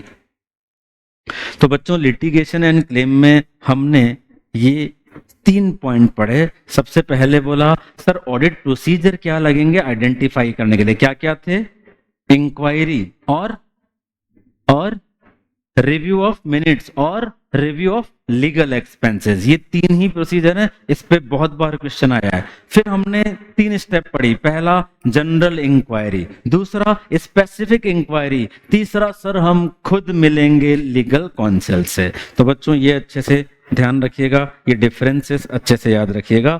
थर्ड आइटम है ऐसे 501 में segment information.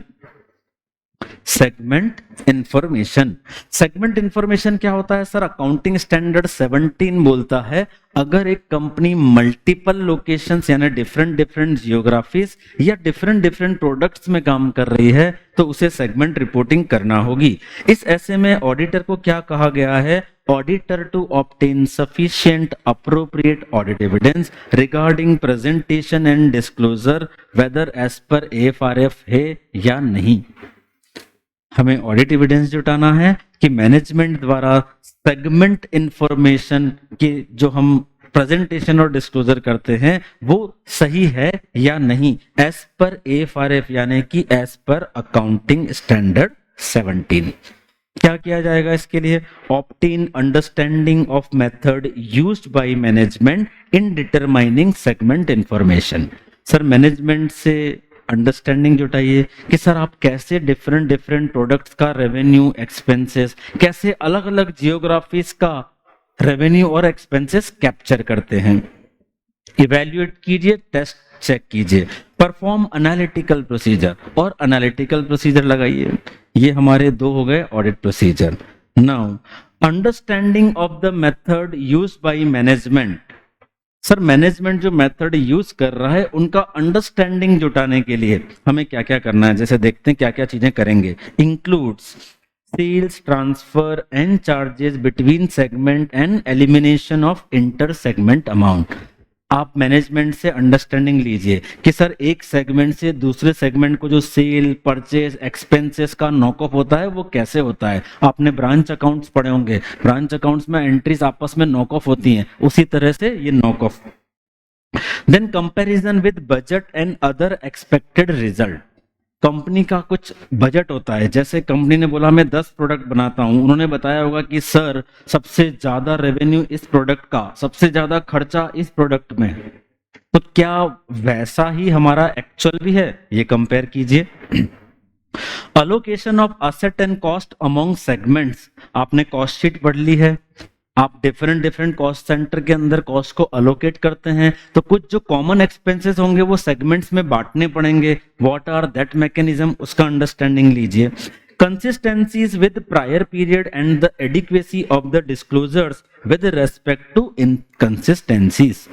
Sir prior period के आइटम से इंफॉर्मेशन को कंपेयर कीजिए। अगर आपको कोई बहुत इनकंसिस्टेंसी दिखती है, जैसे सर पिछली साल हाईएस्ट टर्नओवर प्रोडक्ट ए का था, सर इस बार उसका प्रोडक्ट सबसे टर्नओवर सबसे कम है, ये इनकंसिस्टेंसी है विच यू शुड इंक्वायर। तो बच्चों ये वाला क्वेश्चन थोड़ा ऑफ बीट है, इसे अच्छे से तैयार कीजिए। What are the areas for understanding of the methods used by management to collect the information for segment reporting. इस स्टैंडर्ड के कुछ क्वेश्चन सबसे पहले आप पढ़िए मई 22 का क्वेश्चन। सबसे पहले आप पढ़िए मई 22 का क्वेश्चन। पढ़ लिया बच्चों? SPR लिमिटेड, क्या करना है यहां पर बच्चों? क्वेश्चन स्पेसिफिकली बोल रहा है, देखिए in certain circumstances only can you list down those circumstances जब सिग्निफिकेंट रिस्क हो, मैटर कॉम्प्लेक्स हो और जब मैनेजमेंट और एक्सटर्नल लीगल काउंसिल के असेसमेंट में वेरिएशन हो। 3.3 मार्क्स के। Next, GPSN company is conducting the audit of Pratibha Limited, a listed company, for the year ended this. It's concerned with the presentation and disclosure of segment information included included in company's annual report. GPS company wanted to ensure that methods adopted by management for determining segment information have resulted in disclosure. हम ये जानना चाहते हैं कि management ने जो method use किए हैं उससे सही इंफॉर्मेशन S17 की कैप्चर होगी। तो क्या क्या इंफॉर्मेशन आपको ऑब्टेन करना पड़ेगी? तो अभी जो हमने सारी चीजें पढ़ी थी कि सर सेगमेंट कैसे कैप्चर हो रहा है इंफॉर्मेशन, पिछले साल से कंपेयर करेंगे, ये जो भी हमने पढ़े 5-6 पॉइंट, बजट का कंपैरिजन, कॉमन एक्सपेंसेस का allocation. Next, Pancharanga International Limited is manufacturer of pickle, ginger, garlic, etc. plant at Jaipur. Being in food industry, the company is facing many litigation in various court across India. Auditor wants to identify such litigation and claim involving the company which may give rise to risk of material misstatement. Guide the auditor as how they should proceed for this purpose. बताइए क्या पूछा है question में? Online वालों बताएं क्या पूछा है क्वेश्चन में? Auditor wants to identify such litigation and claim, क्या पूछा है? कौन से प्रोसीजर लगाएंगे? There are only 3 procedure we have to identify. क्या? Inquiry, review of minutes, review of legal expense. बच्चों क्वेश्चन को समझना ही हमारे यहां पर मुख्य बात है। तो ये 3 प्रोसीजर पूछे हैं इस क्वेश्चन में। उन्होंने लिखा है ऑडिटर वांट्स टू आइडेंटिफाई, तो सिर्फ आइडेंटिफाई करने के प्रोसीजर आपको यहां पर पूछे गए हैं। क्लियर है? सो this is about, good Ashutosh, so this is about essay 501। Example of matters, ये सारे हैं बच्चा एग्जाम्पल ऑफ मेथड्स। लिखा है यहां पर सच मेथड इंक्लूड्स, ये हैं बच्चा examples of matters which we will get the understanding, for which we will get the understanding. Clear बच्चों? ये हमने पढ़ लिया essay 501 complete. Now essay 505 external confirmation. External confirmation, external confirmation के साथ 2-3 बातें हैं जो इसे खास बना देती हैं। बहुत reliable source of audit evidence है। क्यों? पहला, सर ऑडिटर स्वयं ये जुटा रहा है। दूसरा, sir it is from the external source. तीसरा, it is a documentary. So all these 3 characteristics makes is one of the most reliable audit evidence। लेकिन सर कुछ सिचुएशन में ये रिलायबल नहीं रहेगा। टेल मी हाउ, कैसे? सर जिस व्यक्ति से एक्सटर्नल कंफर्मेशन मिला है वो मैनेजमेंट का रिलेटिव है, हो सकता है सर? तो yes, there can be exception of this rule also. External confirmation 2 तरह की होती हैं, पॉजिटिव और नेगेटिव। पॉजिटिव कौन सी होती है? When response is expected from the third party in all the cases whether they agree और disagree with the underlying information. Negative, sir negative means respond to auditor only and only when you disagree with the information. यहां एक खास बात, क्या हमें negative use करना चाहिए? सामान्यतः नहीं। सर 4 कंडीशन जब वो फुलफिल हो, ऑल 4 कंडीशन जब फुलफिल हो, तब और तब ही नेगेटिव एक्सटर्नल कंफर्मेशन यूज की जा सकती है। कब? पहला, व्हेन RMM इज लो। दूसरा, large number of small and homogeneous amount. Sir बहुत छोटे छोटे अमाउंट हैं और सब एक जैसे नेचर के हैं। लो एक्सेप्शन रेट, हमें इस बात की संभावनाएं कम लगती हो कि इस बैलेंस में कुछ मिस स्टेटमेंट होगा। No reason that confirming party, no reason that confirming party disagree or disregarded, no reason that confirming party disregarded the request। जब ये चारों कंडीशन फुलफिल होंगी तब ही आप नेगेटिव एक्सटर्नल कंफर्मेशन यूज कर सकते हैं। कौन कौन सी 4 कंडीशन? पहला, RMM इज लो। दूसरा, एक्सेप्शन के चांसेस कम हो, exception is the rate of exception या chances of exception is low, और large number of homogeneous or small amount. Fourth, there are less chances that third party has disregarded the request. जब ये चारों condition fulfil होंगी तब ही हमें negative confirmation use करना चाहिए। बच्चों इसके ऊपर एक क्वेश्चन है अभी का लेटेस्ट जो आपको दिया गया है सितंबर वाले शायद आरटीपी में। पढ़ते हैं बच्चों ये क्वेश्चन क्विकली, यहां से कुछ और बात करेंगे फिर। External confirmation procedure frequently are relevant when addressing assertions associated with account balance and their elements, but नहीं, ये वाला क्वेश्चन तो अभी हम पढ़ेंगे, सॉरी ये वाला नहीं बच्चों, हमारा क्वेश्चन कहाँ गया, हाँ दिस वन इज एमटीपी का, सितंबर 24 की MTP. PX is contemplating the use of negative confirmation request as the sole substantive audit procedure। बताओ यहां तक आपका कोई ऑब्जर्वेशन? क्या मैं नेगेटिव कंफर्मेशन को सोल ऑडिट एविडेंस की तरह ले सकता हूं? लेना चाहिए सोल ऑडिट एविडेंस? नो, मतलब बस मैं नेगेटिव कंफर्मेशन भेजूंगा, उसका जवाब नहीं आया मतलब सब ठीक ही है। क्या मैं ऐसा मान सकता हूं? No, I should not. तो पहला पॉइंट सेंटेंस ही हमें बताता है कि नहीं भाई नहीं चलेगा। पढ़ते हैं CX इज कंटेम्पलेटिंग यानी करना चाहते हैं वो ऐसा, the use of negative confirmation request as the sole substantive audit procedure to verify certain creditors balance reflected in financial statement of a company, which conditions need to be met to use negative confirmation. बच्चों देखो मैंने बोला ना आपको MTP में कितने marks का question है? 5 मार्क्स का। यहां से ही मैंने आपको वो असर्शन बोला है कि yes it can be now 5 + 4 + 4 in exam. अब देखो 5 मार्क्स का क्वेश्चन बनता है तो कैसा बन रहा है, क्या क्या चीजें पूछते जा रहे हैं। देखिए सबसे पहले पूछा हमें what are the conditions need to be met to use negative confirmation. पहला क्वेश्चन शायद ये 2 मार्क्स का होगा, आगे जाते हैं। Additionally CAX is of the view that negative confirmation provides same level of persuasive audit evidence as in case of positive confirmation. Do you agree his viewpoint? Provide reason। तो पहला जो रीजन पूछे बच्चों निश्चित रूप से वो होगा 3 नंबर का। फिर आपको पूछें क्या ये सही है, क्या आपका रीजन बताइए क्यों आप डिसएग्री या एग्री करते हैं।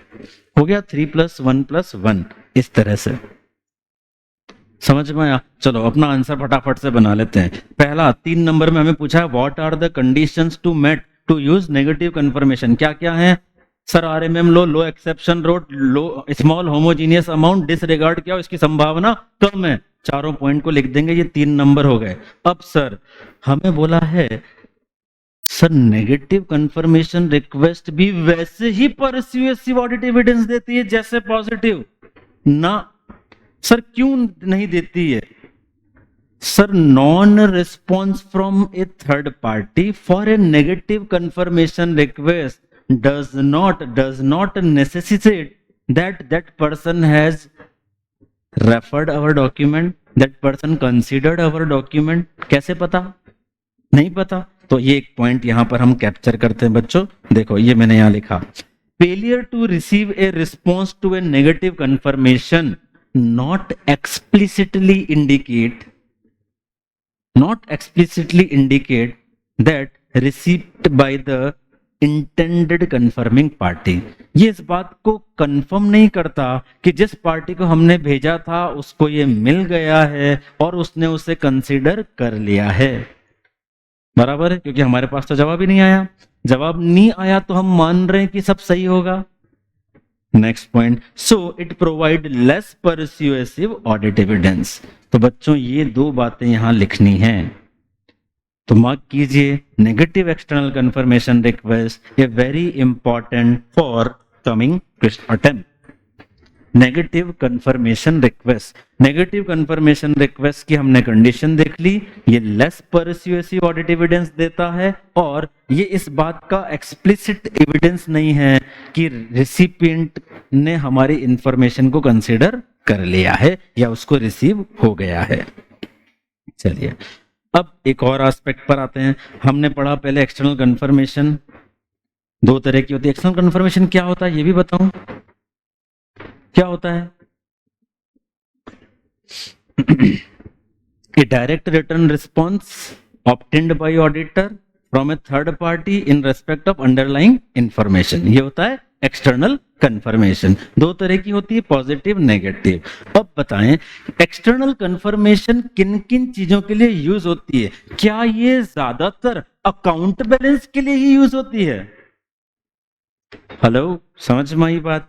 क्या सर एक्सटर्नल कंफर्मेशन सर ज्यादातर अकाउंट बैलेंस के लिए ही यूज होती है क्या? सर गिव मी एग्जांपल जहां जहां हम इसे यूज कर सकते हैं। पढ़ते हैं question. External confirmation procedure frequently are relevant when addressing assertion associated with account balance.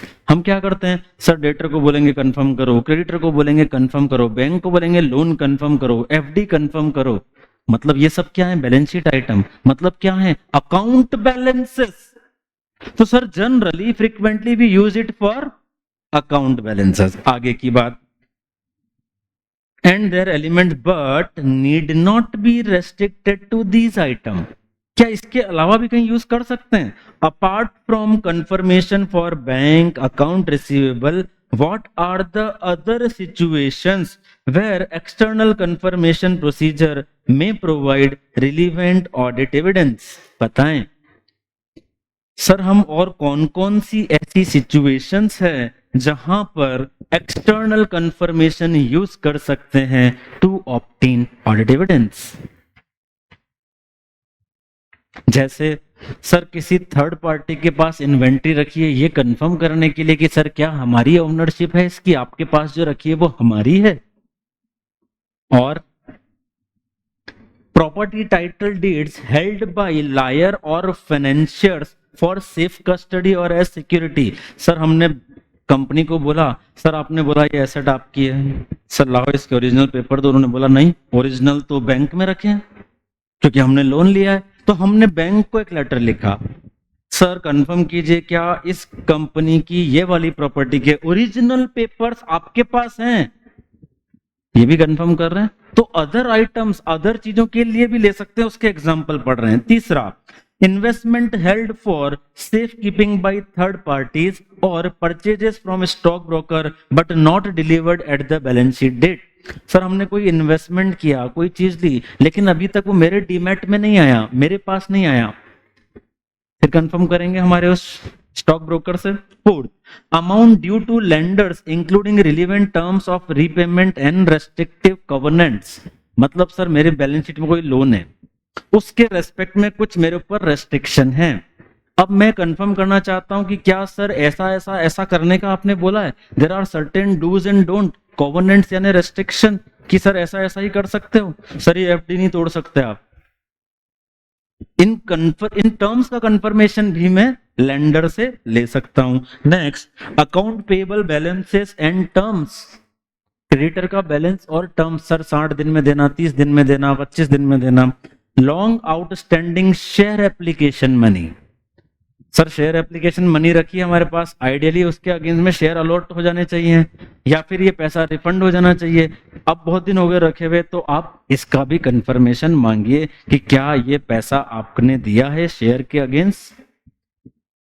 बच्चों ये एक नया क्वेश्चन, ये आपको किसी आरटीपी या एमटीपी का क्वेश्चन है, मैं ईयर लिखना भूल गया हूं, तो ये आप अच्छे से तैयार कीजिए, नोट्स आपको दूंगा मैं। तो पहली चीज हमने बोला external confirmation generally account balances के लिए यूज होते हैं, पर अदर चीजों के लिए भी यूज हो सकते हैं। उसके एग्जाम्पल तो हमने ये 5-6 एग्जाम्पल पढ़ लिए। This is a one of bit question, इसे याद रखिए बच्चों। नेक्स्ट, एक्सटर्नल कंफर्मेशन की स्टेप, पहले आइटम आइडेंटिफाई कीजिए, फिर पार्टीज आइडेंटिफाई कीजिए, मैनेजमेंट से कंफर्मेशन लीजिए, अपनी एक्सटर्नल कंफर्मेशन डिजाइन कीजिए, भेज दीजिए और फॉलोअप कीजिए। ये हो गई स्टेप्स। नेक्स्ट, इसमें एक पॉइंट जो हमें समझना डिटेल में वो है डिजाइनिंग द रिक्वेस्ट। जब हम एक्सटर्नल कंफर्मेशन डिजाइन करें तो हमें क्या क्या फैक्टर फैक्टर ध्यान में रखने चाहिए। क्या क्या ध्यान में रखने चाहिए? पहला, असर्शंस बीइंग एड्रेस, हम जो असर्शन कंफर्म करना चाहते हैं वो प्रॉपरली एड्रेस हो जाए। आरएमएम ऑफ फ्रॉड, क्या कोई फ्रॉड से रिलेटेड मैटर तो नहीं है इस पर्टिकुलर आइटम में। Prior experience, layout and presentation, method of communication, mail करेंगे, चिट्ठी लिखेंगे। मैनेजमेंट अथोराइजेशन, साथ में एक मैनेजमेंट का अथोराइजेशन लगा दीजिए, उससे आपके रिस्पॉन्स के चांसेस बढ़ जाएंगे। एबिलिटी ऑफ कंफर्मिंग पार्टी, वो पार्टी के पास क्या उस तरह का डेटा मेंटेन होगा जैसा आप चाहते हैं, ये भी एक बार इवेल्युएट कर लीजिए। तो जब एक्सटर्नल कंफर्मेशन डिजाइन की जाए तो कुछ बातों का ध्यान में रखा जाए। पहला, कौन सा असर्शन एड्रेस कर रहे हैं, क्या कोई फ्रॉड की रिस्क है, पार्टी को इस चीज की नॉलेज है या नहीं, मोड ऑफ कम्युनिकेशन क्या होगा, मैनेजमेंट का अथोराइजेशन साथ में लगा दें। This is the points or factors to consider while designing the external confirmation. पढ़ाई के सब अपन ने कि सब कुछ नया नया सा है? है पढ़ा हुआ सब? चल रही पढ़ाई ऑडिट की? गुड। चलिए, एक और सिचुएशन है हमारे पास इस ऐसे में, sir management refuse to send और allow external confirmation to particular party. ये कब होगा? जब when we are into negotiation और there is a dispute with that party, there is a dispute with that party और we are under some negotiation with that party, तब हम नहीं भेज सकते। तो यहाँ ये 3-4 चीजें लिखिए, इंक्वायरी कीजिए, रीजन ऑफ रिफ्यूजल पूछिए, उसका इम्पैक्ट क्या होगा वो देखिए, ऑल्टरनेटिव प्रोसीजर लगाइए, मैनेजमेंट ने जिन रीजन से मना किया है आपको वो अनरीजनेबल लगते हैं तो एज पर एसए 260 आप टीसीडब्ल्यूजी को कम्युनिकेट कर दीजिए। ठीक है, ये हो गया बच्चों एसए 505। 500 हो गया, 501, 505। कुछ पूछना है किसी को अभी? चलें आगे। फिर आते हैं बच्चों ऐसे 510, initial audit engagement opening balances, यानी कि इनिशियल ऑडिट एंगेजमेंट के केस में चेकिंग ऑफ ओपनिंग बैलेंसेस। पहला क्वेश्चन अराइज होता है, what do you mean by initial audit engagement? क्या होता है?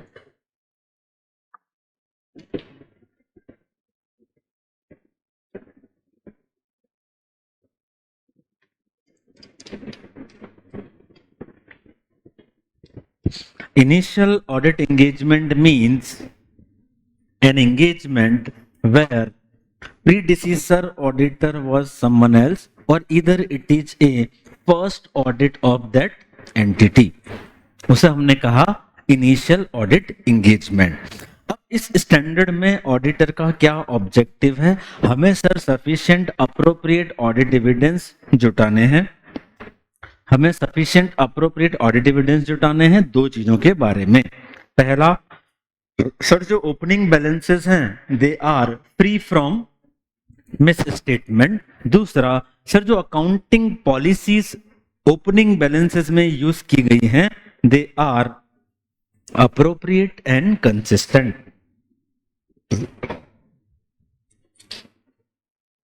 चलिए इसके बारे में अब ऑडिट एविडेंस कैसे जुटाएं, तो obtain sufficient appropriate audit evidence, इसके लिए हम क्या क्या ऑडिट प्रोसीजर लगाएं? पहला, whether opening balances correctly brought forward, ठीक है। दूसरा, अप्रोप्रिएट अकाउंटिंग पॉलिसी है क्या। तीसरा, परफॉर्म वन और मोर, क्या क्या करना है हमें? सर ऑडिटेड फाइनेंशियल्स की कॉपी लीजिए, वो चेक कीजिए, ओपनिंग बैलेंसेस पिछले साल से मैच कीजिए, और कुछ आप स्पेसिफिक प्रोसीजर लगा सकते हैं। वो स्पेसिफिक प्रोसीजर क्या होंगे? सर हम ओपनिंग बैलेंसेस के लिए भी कंफर्मेशन मांग सकते हैं, ओपनिंग बैलेंसेस का भी वैल्यूएशन फिर से कर सकते हैं, ये भी पढ़ेंगे अभी। Very important question. Nature and extent of audit procedure regarding opening balances. Nature and extent of होगा आपके पास ये लिखा हुआ है ना, nature and extent of audit procedures regarding opening balances. Sir हम जो ऑडिट प्रोसीजर लगाएंगे वो किन किन मैटर पर डिपेंड कर रहे हैं। पहला, अकाउंटिंग पॉलिसीज फॉलोड। अगर एक एंटिटी ने स्टैंडर्ड अकाउंटिंग पॉलिसी फॉलो की है, जैसे उन्होंने सर इन्वेंट्री हमेशा से कॉस्ट और NRV whichever is lower पे ली है, fine, we are perfectly okay. Then second point, RMM of current period in respect of opening balances हम बात कर रहे हैं, तो सर अकाउंट बैलेंसेस के रेस्पेक्ट में क्या आरएमएम है, डिस्क्लोजर के रेस्पेक्ट में क्या है, क्लास ऑफ ट्रांजैक्शन के रेस्पेक्ट में क्या है। आरएमएम ज्यादा होगी तो ओपनिंग बैलेंसेस पर भी शायद ज्यादा चेकिंग होगी। Significance of opening balances for current period. Suppose कीजिए किसी एंटिटी ने पिछले साल ही काम शुरू किया था, पिछले साल कुछ 2-3 महीने का ऑपरेशन था, टर्नओवर मात्र 50,000 लाख रुपए था। तो पिछले साल जब 2023 का ऑडिट खत्म हुआ था तो हार्डली 1-1 लाख रुपए सेल कुछ था नहीं। सर अब जो साल 23-24 का था वो पूरा साल रहा और इस साल में सर टर्नओवर हुआ है 10 करोड़ रुपए। सर अब इस 10 करोड़ टर्नओवर वाले फाइनेंशियल के सामने वो 1 लाख बैलेंसेस वाले ओपनिंग बैलेंस तो तुच्छ हैं, इममटीरियल है। तो फिर क्या ओपनिंग बैलेंस पर ही बहुत प्रोसीजर लगाने हैं? नहीं ना, बहुत कम लगाने हैं। तो इसलिए हमने क्या लिखा, significance of opening balances for current period, for current period. Next, previous year financial statement audited and auditors opinion modified. Sir पिछले साल के फाइनेंशियल स्टेटमेंट पर ऑडिटर ने मॉडिफाइड ओपिनियन दिया है। अब क्या होगा, ओपनिंग बैलेंस पे ज्यादा प्रोसीजर लगाओगे या कम? ज्यादा, क्योंकि पिछले साल के ऑडिटर ने मॉडिफाइड ओपिनियन दिया है। हमारे पास जो बैलेंसेस आए हैं वो मॉडिफाइड ओपिनियन वाले हैं, तो ज्यादा प्रोसीजर लगाना पड़ेगा, देखना पड़ेगा whether reason for modification resolve और not, if not resolve you have to modify in that respect. तो 4 ऐसे फैक्टर। बच्चों यहां थोड़ा सा ध्यान दीजिए एक बात पर, पहले वाली स्लाइड में मैंने बोला ऑडिट प्रोसीजर क्या लगाने हैं, दूसरी वाली स्लाइड में मैंने बोला सर ऑडिट प्रोसीजर का नेचर एंड एक्सटेंट किन चीजों से अफेक्ट हो रहा है, दोनों में डिफरेंस है। क्वेश्चन आएगा तो ध्यान से देखिए, अगर आपको पूछ रहे हैं what are the audit procedure to applied by auditor in respect of checking of opening balances, तो अपने स्टैंडर्ड ही है क्या सर, हम पिछले साल के बैलेंस सही ब्रॉड फॉरवर्ड हुए या नहीं हुए ये देखेंगे, हम ऑडिटेड फाइनेंशियल स्टेटमेंट की कॉपी परस्यू करेंगे, अकाउंटिंग पॉलिसीज कंसिस्टेंट हैं या नहीं ये चेक करेंगे और स्पेसिफिक ऑडिट प्रोसीजर लगाएंगे। बराबर है, ये हमारे ऑडिट प्रोसीजर हैं।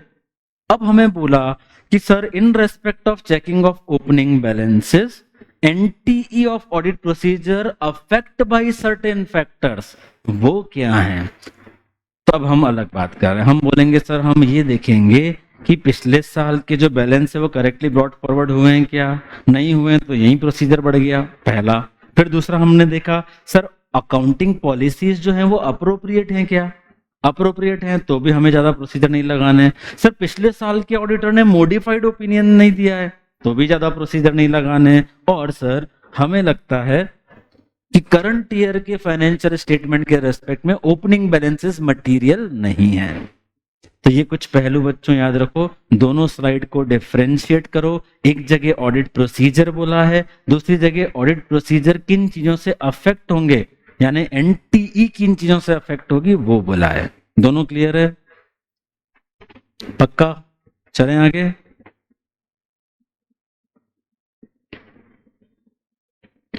पढ़ो बच्चों question, the newly appointed auditor, यहीं से समझ में आई बात, इनिशियल ऑडिट एंगेजमेंट है, ठीक है। या फिर ऐसा क्वेश्चन स्टार्ट होता है एक और ऐसे 210 में, न्यूली अपॉइंटेड एंगेजमेंट लेटर की बात, प्री कंडीशन की बात, समझ में आ रहा? तो ऐसा थोड़ा क्वेश्चन पढ़ते ही क्लिक होना चाहिए कहां जा रहे हैं। The newly appointed auditor of BTN limited wants to obtain SAAE about whether the opening balances contain misstatement that materially affect the current period financial statement. What audit procedures should he perform for this purpose. Audit procedure पूछा है बच्चों, clear है बात? Audit procedure पूछा है, पहली वाली slide. चलो आगे, next. What is the objective of the auditor with respect to opening balances when conducting an initial audit engagement as per the relevant essay? क्या ऑब्जेक्टिव है हमारा? सर हमारा ऑब्जेक्टिव है SAAE जुटाना। किस बारे में? Whether opening balances are free from material misstatement and whether the accounting policies used are consistent। बराबर है, ये अपना ऑब्जेक्टिव है बच्चों।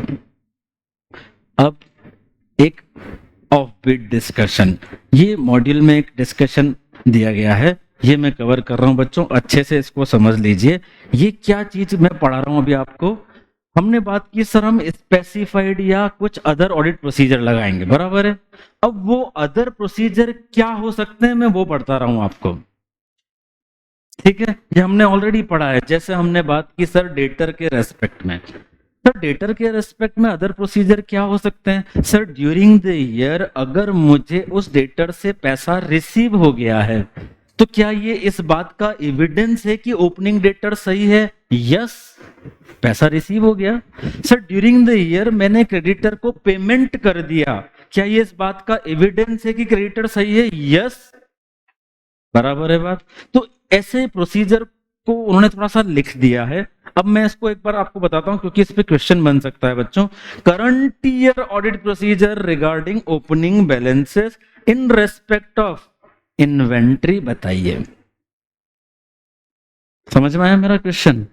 हमने बोला sir what are the procedure you will applied in current year in respect of opening balance of inventory या opening stock.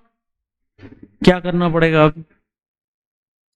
Sir पहला हम क्या कर सकते हैं? सर हम ओपनिंग के अंदर जो क्वांटिटी है उसका भी as per as to valuation कर सकते हैं। और क्या कर सकते हैं?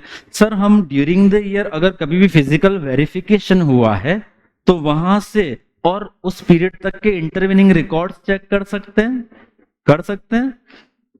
चलिए पढ़ लीजिए, यही सब लिखा हमने। पहला, observe current physical count and reconcile to opening quantity. Clear हुई बात ये वाला? दूसरा, perform valuation of opening inventory. तीसरा, perform procedure on gross profit and cut off procedure. Gross profit मैंने आपको पढ़ाया था जब भी बताया, ग्रॉस प्रॉफिट जनरली हर कंपनी का मोर और लेस सेम रहता है, सेम रेंज में रहता है। ऐसा नहीं हो सकता कि ग्रॉस प्रॉफिट पिछली बार 5 था और इस बार 15 हो जाए। रेयरेस्ट सिचुएशन, नहीं होता है ऐसा। तो अगर ग्रॉस प्रॉफिट इस बार का और पिछली बार का सब्सटेंशियली वेरी है तो इसका मतलब है स्टॉक के वैल्यूएशन में गलती हो सकती है, या तो ओपनिंग या क्लोजिंग। समझ में आई बात? तो इसलिए हमें उन्होंने बोला ये भी चेक कर लीजिए। कट ऑफ प्रोसीजर आप जानते हैं सर, जिस पीरियड का ट्रांजैक्शन है उधर ही रिकॉर्ड करना। सर ऐसा तो नहीं कि कुछ ऐसी परचेस थी जो इस साल की है पिछले साल रिकॉर्ड कर ली, या पिछले साल की है इस साल रिकॉर्ड कर ली, तो ओपनिंग स्टॉक गलत हो जाएगा। क्लियर है?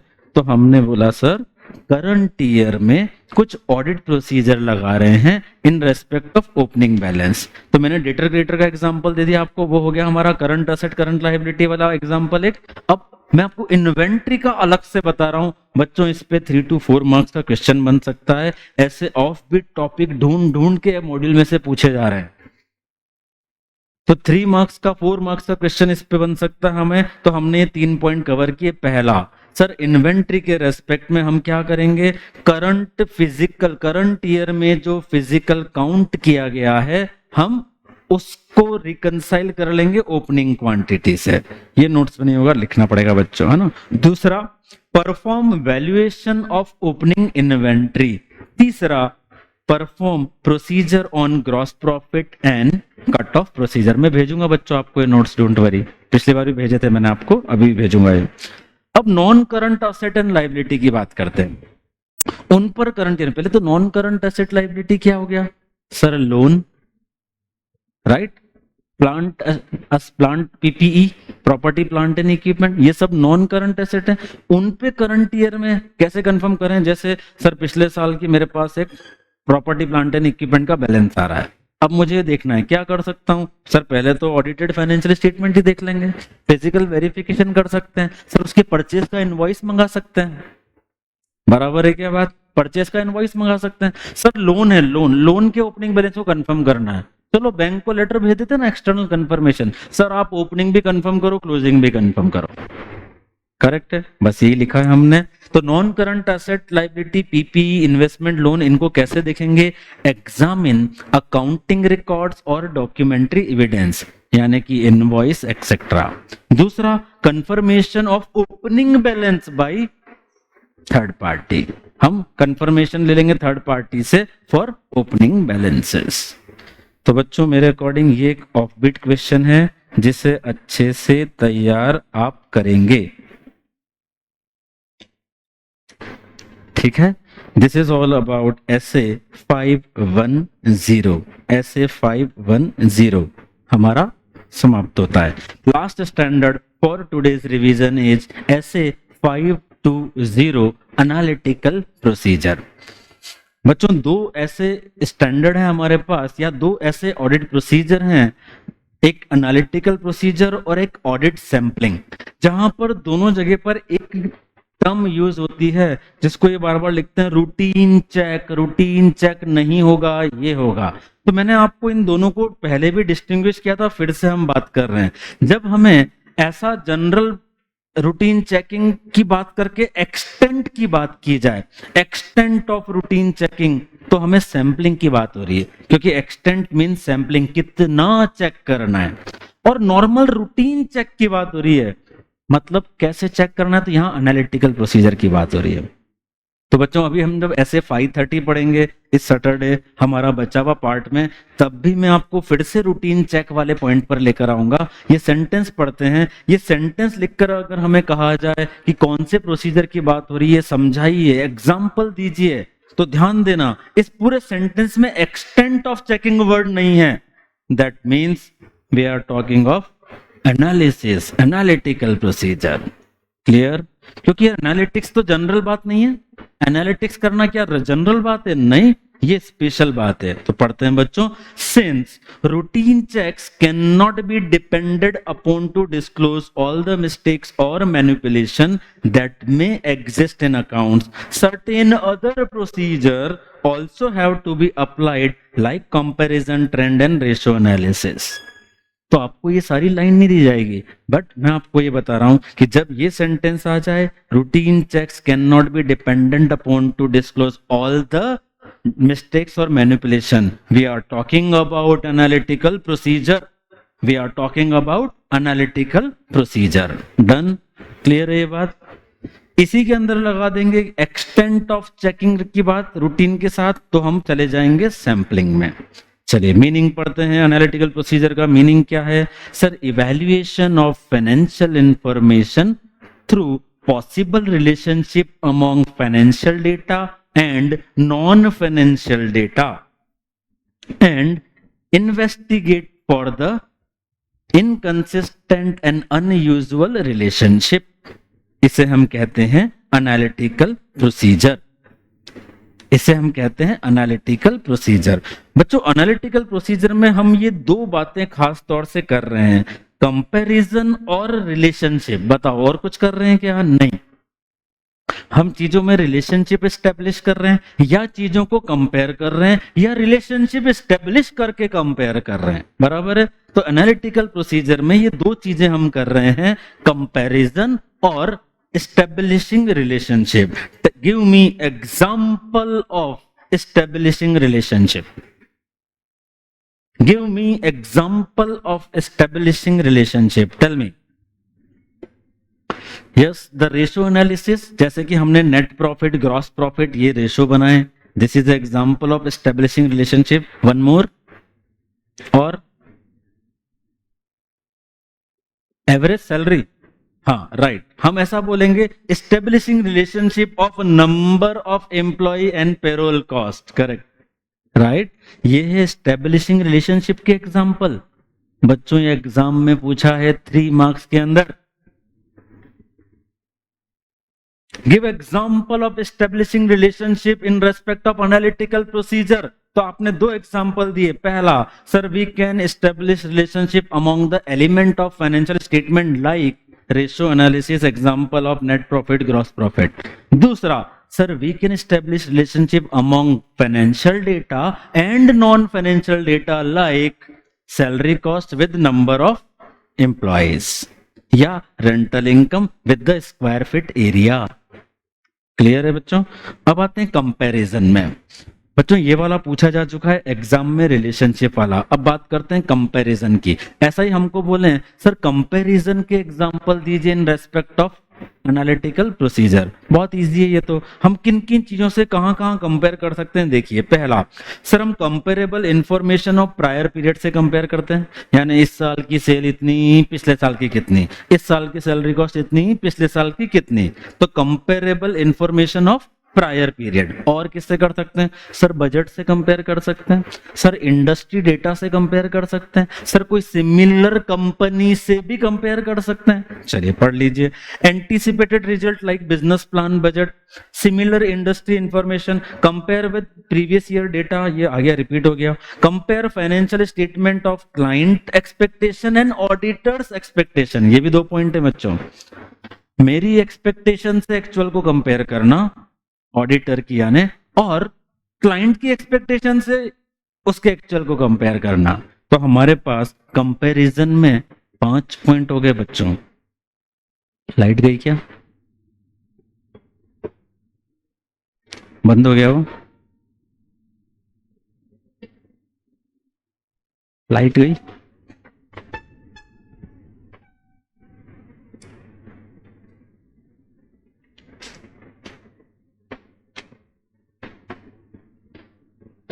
कीर्तन आ गया?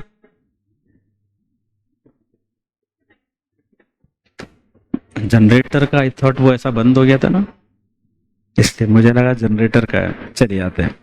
तो अब कंपैरिजन की बात कर रहे हैं, एग्जाम्पल ऑफ कंपैरिजन। तो हमने यहाँ 5 पॉइंट बनाए बच्चों। पहला, हम कंपेयर कर सकते हैं प्रायर पीरियड का।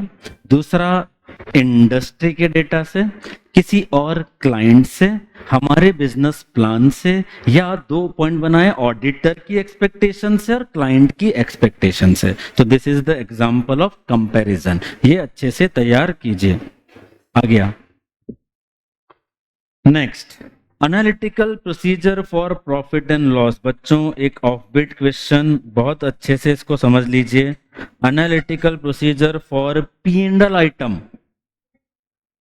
पी&एल आइटम, बच्चों बताओ यार, पी&एल आइटम पे एनालिटिकल प्रोसीजर लगेंगे? हाँ लग सकते हैं ना, कोई इश्यू है क्या? इस साल के एक्सपेंसेस, पिछले साल के एक्सपेंस, इस साल की इनकम, पिछले साल की इनकम, हो सकता है ना? ये तो आसान है। चलिए, तो सिर्फ लिखना इसको सीखना है, ताकि ऐसा ना लगे कि ये पॉइंट कहां से आ गया, हमें तो पता ही नहीं है। देख लेते हैं। देखो, compare the balance of P&L with previous year.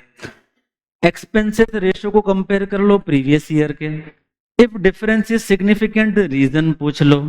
Compare कर लो ऐसी कुछ चीजें जैसे एडमिनिस्ट्रेटिव कॉस्ट, मैन्युफैक्चरिंग कॉस्ट, ऐसा तो नहीं कोई प्रोविजन उसमें एक्सपेंसेस का होने से रह गया हो। ये हो गया पी&एल आइटम पर एनालिटिकल प्रोसीजर लगाना।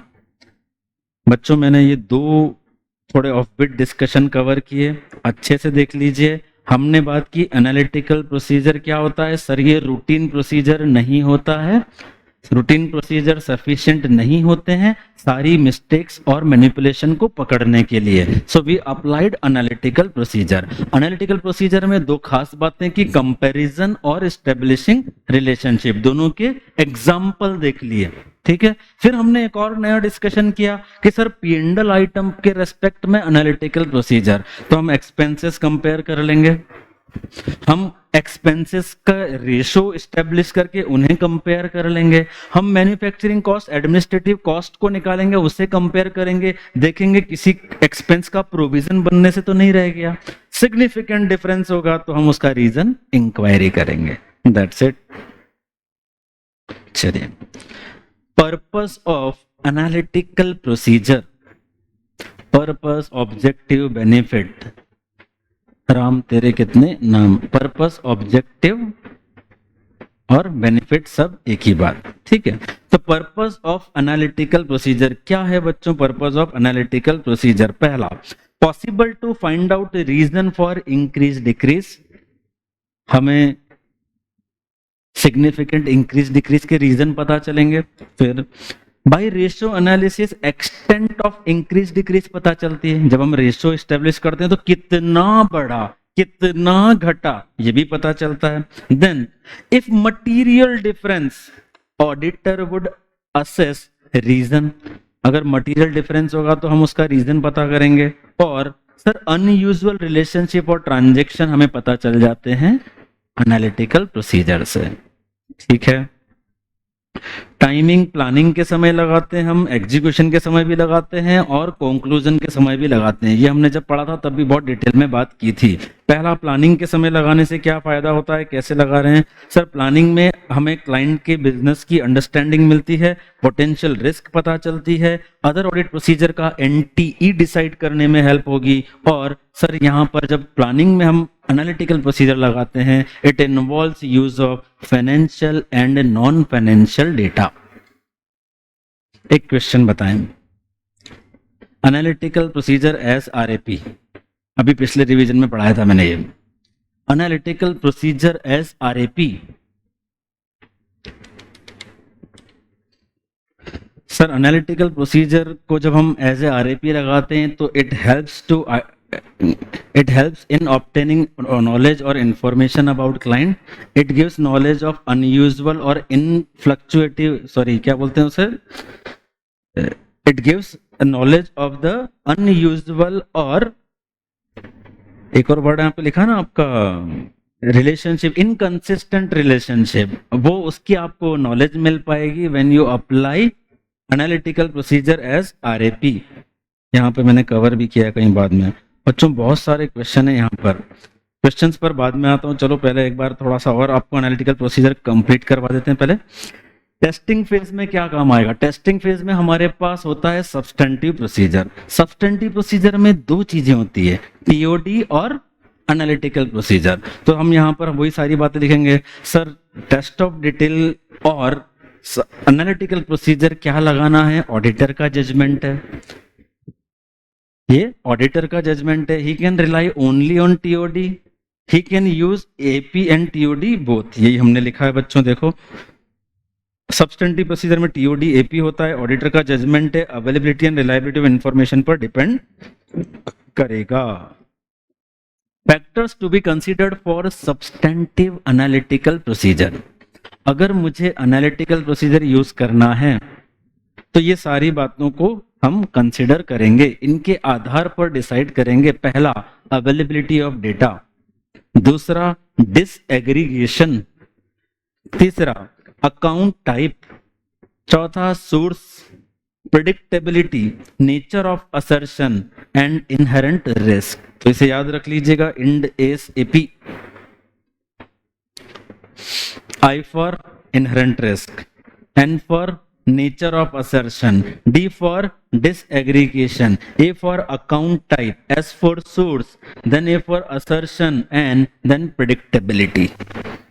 तो ये आप याद रखिए कि सर अगर हमें सब्सटेंटिव एनालिटिकल प्रोसीजर यूज करना है तो ये इन चीजों से अफेक्ट होगा। अवेलेबिलिटी ऑफ डेटा, डिसएग्रीगेशन, अपन वहीं से याद करते हैं वापस से, इंड एस से अपन ने जो बनाया था। I for inherent risk, N for nature of assertion, D for disaggregation, A for account type, S for source of data. तो इंड एस हो गया अपना। देन फिर हमने बोला एपी, ए फॉर असर्शन, या असर्शन और अवेलेबिलिटी दो हमने पढ़े थे, तो असर्शन पढ़ लिया तो availability, and P for predictability. तो Ind AS AP, Ind AS की एप्लीकेबिलिटी। चलिए नेक्स्ट, टेक्निक्स ये बहुत इजी है बच्चों, ये आप याद कर लीजिए। Trend analysis, ratio analysis, structure modelling and reasonableness test. Reasonable test में एक खास बात जो हमेशा याद रखिएगा, ये नॉन फाइनेंशियल डेटा को यूज करता है and only of current period, not the previous period. MCQ का क्वेश्चन हो सकता है, which of the analytical procedure using the non financial data only, तो हम बोलेंगे reasonableness test. Analytical procedure used as substantive procedure. बच्चों यहाँ पर हमारे पास 4 स्टेप हैं। पहला हम उसकी सुइटेबिलिटी देखेंगे, फिर डेटा की रिलायबिलिटी देखेंगे, फिर देखेंगे क्या हम प्रिसाइसली एक रीजनेबल तरीके से एक्सपेक्टेशन डेवलप कर पा रहे हैं, और फोर्थ फिर हम डिफरेंस निकालेंगे और उसको इन्वेस्टिगेट करेंगे। तो एनालिटिकल प्रोसीजर लगाने की 4 स्टेप। पहला, डिटरमाइन सुइटेबिलिटी, कि क्या यहां एनालिटिकल प्रोसीजर लगानी चाहिए। बताएं जरा, क्या कहां कहां सुइटेबल होगा लगाना। सर जहां प्रिडिक्टेबल नेचर के आइटम हो, जहां रिलेशनशिप कंटिन्यू करती हो, हम ऐसा अज्यूम कर सकते हैं कि रिलेशनशिप कंटिन्यू रहेगी। और व्हाट एल्स, कहां पर हम सुइटेबल मानेंगे। चलो क्विकली पढ़ो। More applicable for large and predictable item based on expectation that relationship exist and auditor's assessment that AP is effective. ये तो नॉर्मल पॉइंट है सर, ऑडिटर को लगता है यहाँ एपी इफेक्टिव है तभी तो लगाऊंगा, ठीक है। Some time an unsophisticated procedure predictive model may be suitable. कभी कभी एपी के अंदर बहुत कुछ करना नहीं होता, बहुत छोटा सा सिंपल सा कैलकुलेशन, जैसे सर नंबर ऑफ एम्प्लॉई हैं 10, सर सैलरी आ रही है 2 करोड़, सर इस हिसाब से तो पर एम्प्लॉय इतनी सैलरी हो रही है, आप देते हो कि इतनी सैलरी, बोलेगा नहीं तो गलत है, राइट। तो some time A unsophisticated predictive model also works. Nature of assertion और RMM भी देखना पड़ेगा। जैसे सर वैल्यूएशन के लिए एपी लग सकता है क्या, टेल मी। वैल्यूएशन के लिए एनालिटिकल प्रोसीजर लग सकता है क्या? यस लग सकता है। कैसे सर? डेटर्स की एजिंग देखना, डेटर्स की एजिंग देखना, बहुत पुराना डेटर है तो सर एजिंग के अकॉर्डिंग सर ये तो अब आने वाला नहीं है पैसा, तो सर वैल्यूएशन के लिए लग सकता है। सर क्या राइट एंड ऑब्लिगेशन के लिए एपी लग सकता है? नो। ये एसेट मेरी है या नहीं है एपी से कैसे पता चलेगा? उसके लिए तो डॉक्यूमेंट देखने पड़ेंगे, तो वहां नहीं लग सकता। तो हमने यही बात यहां पर दोनों लिखी है, कौन से असर्शन के लिए एपी लग सकता है, कौन से के लिए नहीं लग सकता। जहां आरएमएम ज्यादा है वहां टीओडी पर ज्यादा भरोसा कीजिए बजाय कि एपी के। तो एपी की पहला हमने बोला सुइटेबिलिटी, 4 पॉइंट याद करते हैं। पहला sir more suitable for large and predictable item. दूसरा where relationship exist and continue to exist. तीसरा when auditor believe that AP is useful. Fourth sir some time a normal system, अपन क्या बोले यहाँ, unsophisticated model of comparison is also effective. फिर एक हमने next point बोल दिया सर असर्शन और आरएमएम। तो ये हो गया बच्चों, ये अलग से 5 पॉइंट हैं, 4 मार्क्स का क्वेश्चन बन सकता है। सुइटेबिलिटी ऑफ एनालिटिकल प्रोसीजर या suitability of substantive analytical procedure. Done यहां तक। रिलायबिलिटी ऑफ डेटा बहुत आसान सा पॉइंट है ये आप रेफर कर लीजिएगा क्योंकि अब हमारे पास टाइम कंप्लीट हो गया है। Than sufficient and precise expectation, ये वाला थोड़ा सा डिस्कस कर लेता हूं मैं। सफिशिएंट एंड प्रिसाइज एक्सपेक्टेशन, देखो हमने एनालिटिकल प्रोसीजर की बात की, हम एक एक्सपेक्टेशन बनाएंगे, उससे कंपेयर करेंगे और फिर वेरिएंस निकालेंगे। तो ये एक्सपेक्टेशन जब मैं डेवलप कर पाऊंगा तभी तो एपी लगेगा, तभी तो एपी लगेगा। तो क्या मैं ये डेवलप कर पा रहा हूं? पढ़ लेते हैं। Sir accuracy with which the result of substantive procedure can be predicted. हम बात कर रहे हैं कि सर एनालिटिकल प्रोसीजर हम जो लगा रहे हैं, क्या हम रिजल्ट, क्या हम उसके लिए एस्टिमेट प्रिडिक्ट कर सकते हैं तो ही लगेगा। डिग्री ऑफ डिसएग्रीगेशन, ये क्या है? डिसएग्रीगेशन क्या होता है? सर एक डेटा को कितना बांटकर हम देख सकते हैं, कितना डिफरेंट सेल्स को हमने बांट दिया प्रोडक्ट वाइज, जियोग्राफी वाइज, तो ज्यादा अच्छा एनालिटिकल प्रोसीजर लगेगा। तो सर डिसएग्रीगेशन जब हो पाएगा तो प्रिडिक्टेबिलिटी भी ज्यादा हो पाएगी। मुझे अगर किसी ने बांट के दे दिया सर पिछले साल सबसे ज्यादा सेल हुई एमपी में, फिर राजस्थान में, फिर गोवा में, ठीक है, तो मैं इस साल के डेटा को भी ऐसा ही कंपेयर करूंगा फिर कि यार सबसे ज्यादा सेल तो एमपी में होनी चाहिए, फिर राजस्थान में होनी चाहिए। So disaggregation, availability of information financial and non financial, जब तक डेटा अच्छे से अवेलेबल नहीं होगा हम हमारी प्रिसाइज एक्सपेक्टेशन नहीं बना पाएंगे। ये एक सेंटेंस लिखा है बच्चों, पढ़ो इसको, इसका आंसर है ये, matters relevant to the auditor's evaluation of whether the expectation can be developed sufficiently precisely to identify a misstatement that when aggregated with other misstatement may cause the financial statement to be material misstated include। क्या मतलब है, क्या कवि कहना चाहता है, समझ ही नहीं आ रहा है सर।